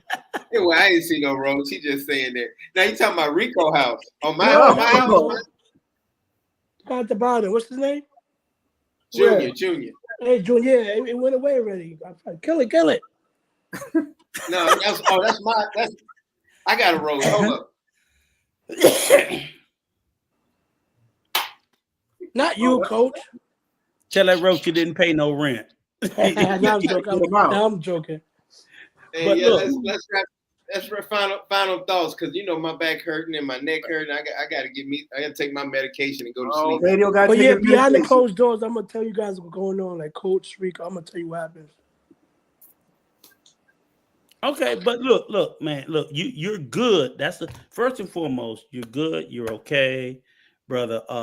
Easy's in the chat, like you said, man. We have missed your ass tremendously. I mean, like it seemed like every other week, someone like anybody. I was like, I don't know where he went. Damn, it just So I will definitely be up there this year. Troy had been up there a couple of times, but we had lost touch with you. Junior coming too. Junior gonna be there also. I'm gonna be there. I'm gonna buy you a drink. I'm gonna buy you a shot. You got permission from Domingo to come? No. No. I'm working on that. But look, stay out of my business. Would we definitely look, brother? See, this is what I'm talking about, because, like I said, these are serious brothers. We get, and again, like you said, we have serious, we have joking, but again, right. Coach also would know also, like, hey, look, when I say, hey, you got to get your shit together, it's partially a joke, but I'm also serious. And I can't make them do nothing, but I'm going to tell them how I seriously see it. If I see you fucking up, I think you fucking up. And I know Wood is not going to hesitate to tell me, Rico, what the fuck are you doing? Exactly. Oh, my bad. I can appreciate that. I can appreciate that. This is not a space where we're looking for a bunch of yes men and a bunch of niggas to sit there and co-sign. If we're doing something out of pocket, we're going to be told. It don't mean I'm going to stop it. But at least I can say, well, the nigga did tell me. So if I get jammed up, I didn't listen. That's all. But definitely, brother, we're gonna get back in touch with you 1,000%. Troy got some stuff going on right now. But when I give him your number, he gonna blow your fucking phone up. So answer. I know, yeah. He gonna blow your phone. I know he is. So he definitely is. Yes, he is. Final thoughts. I'm gonna take you down first, Hollywood. So tell me what's your final thoughts on. I'm just I'm just happy to be talking about with you guys and stuff. I love the channel. It's growing. Oh man, the channel. Ooh. Growing fast, man. It's growing fast. Told you. I tell you. You the man. You the man. You did, brother. And I had to have all my surgeries and everything, but I knew that a lot of people were like, get rid of Rico and get rid of Hollywood and all. You got rid of me though. You did. I admit you got rid of me though. I got rid of you. You did. Just a little bit. Nah, they ain't. I agree with you. I'm not mad Hollywood. at that, Coach. Hollywood, I agree with you. I did. I'll be honest. I felt some type of way. I did. Hollywood, I agree with you. He acted just like a bitch and got rid of you. The girls. Yeah, and that was what a year and a half, 2 years ago. I had a lot of women. I had a lot of women on nobody if you don't like that person, but I liked you, generally liked you. You know what I'm saying? So when you did I like you too, brother. But the thing is like, remember we had 4 or 5 women on the channel, and they were like, But it didn't matter. You knew me first. Hollywood. Tell them said we had 6 women counting you. That's what we all about. That's why brother, we're supposed to get on each other's ass when we doing wrong. Exactly. So anyway, yeah. But hey, brother, y'all take care, man. Hey, Rico, you enjoy the rest of the night.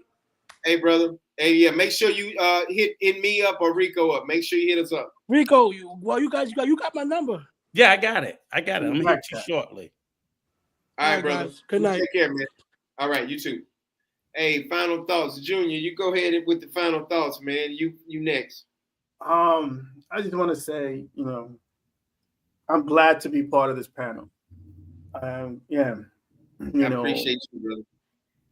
The more I'm in this panel, the more I learn. There's certain things that, I try to learn something new every day. And every time I'm on here, Rico speaks a lot of truth and a lot of knowledge, and that's why I stay in this chat. On here. You, John, I met you over a year ago already, and we became good friends. You're more than a friend. You're like a brother to me. You're like a brother that I don't have here. Same with Rico, and a lot of the fellas on here. And I just want this channel to grow, keep growing. Let's send out this positive information that we've been doing. And, sky's the limit. Sky's the limit. Man. And photography and all of you do great. I know I've been slacking on my channel. Those of you that are not subscribed, you go subscribe. Like I said, drop your channel in the chat again so people can easily find it. We got to do that. Go ahead and drop it in there right now. And Rico, you go ahead and finish it up. Yeah, I just want to say that, so definitely, Junior, drop your channel. I feel a kinship and a brotherhood with you as well. And it's more authentic, not because we call ourselves brothers. People that do some shit like that. And I don't want anybody to sit there and think, but it's like I said, me, Coach, Junior, we met. We sat there and we joked, we bullshit, we have fun. And I just like to see it to continue to grow. I learn 10 times as much as from these young men as they learn from me. They keep me young. I'm an old fucking man, but they keeping me young, with their thoughts, their intellect, their conversation, the engagement. And I just generally love it.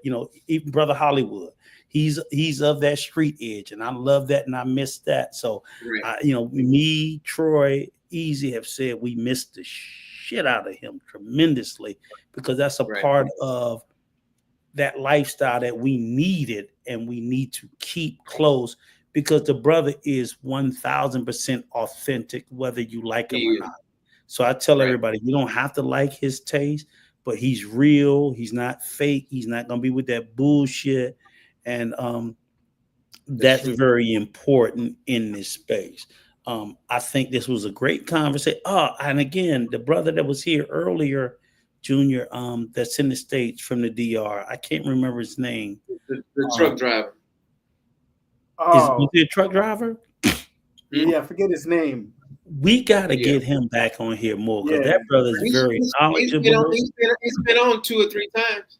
Well, we got to get him a lot more, because he's super knowledgeable, super smart.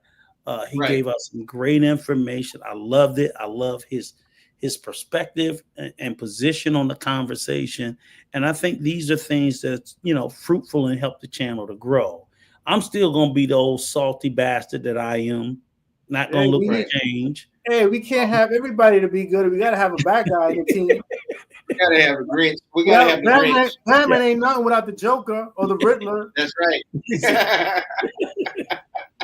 But you got But these other voices, Target, you got Target and you got Walmart. They fight each other. Yeah. Mm-hmm. But these other voices are equally, if not more important. So I loved it. I don't remember him being here, but I mean, today he made a huge impression on me. On me. He's gonna call me. Matter of fact, we're gonna exchange numbers. So he's gonna reach out to me. I could sit here and talk to this brother all day. Great, of course, you guys. And I just think it was a good conversation, a good flow. And thank you for giving me an opportunity towards the end to get that shit off my chest. No problem, brother. I think it was important. So we'll see. We'll see. And again, echoing my brother Manuel, stay in the fucking truth. I don't care. People are not going to like everything we say. We're not saying, I gravitated towards this space not because you said what I liked. It was like, did I believe in what you were saying? And I tell anybody, challenge me, challenge Coach, challenge Junior, challenge all of us. But I'm not perfect. I don't know everything, but I'm always trying to stay in the truth about whatever it is we're discussing. If ever I get it wrong, I'll admit it. I got it wrong. I'll say I'm sorry. People in the comment are fighting me all the way, but they're fighting me over shit like, did he say or did he say some? I'm like, dumb little shit like that because they want to dismiss what I said because you didn't say some, black man. Why do I have to say some? You know what the fuck I was talking about. You know what I'm saying? So I'm not going to do that. But okay, maybe I should have said something, or maybe I could have, but I didn't have to. So that was why I did the reaction to Manswell's video, because I saw they were being fucking petty. They were being petty because they wanted to be excused for the shit they were doing. And I'm not having it. And I'm backing Manuel 1000% on everything he said, because that young man is smart. He's intelligent. He's articulate. He's well thought out. He thinks about what he says. He does it much better than I do. So you fucking with Manuel, you fucking with me. There you go. That's it. And the whole Dominican Route family. That's it, brother. I put my stand. With that being said, hey man, y'all take care. Everybody hit that like button. I'll see y'all next Sunday. Rico, I'll see you. Yes, I'll talk to you tomorrow. Junior, I'll talk to you tomorrow. Y'all be safe, brother. Good night, brothers. All right.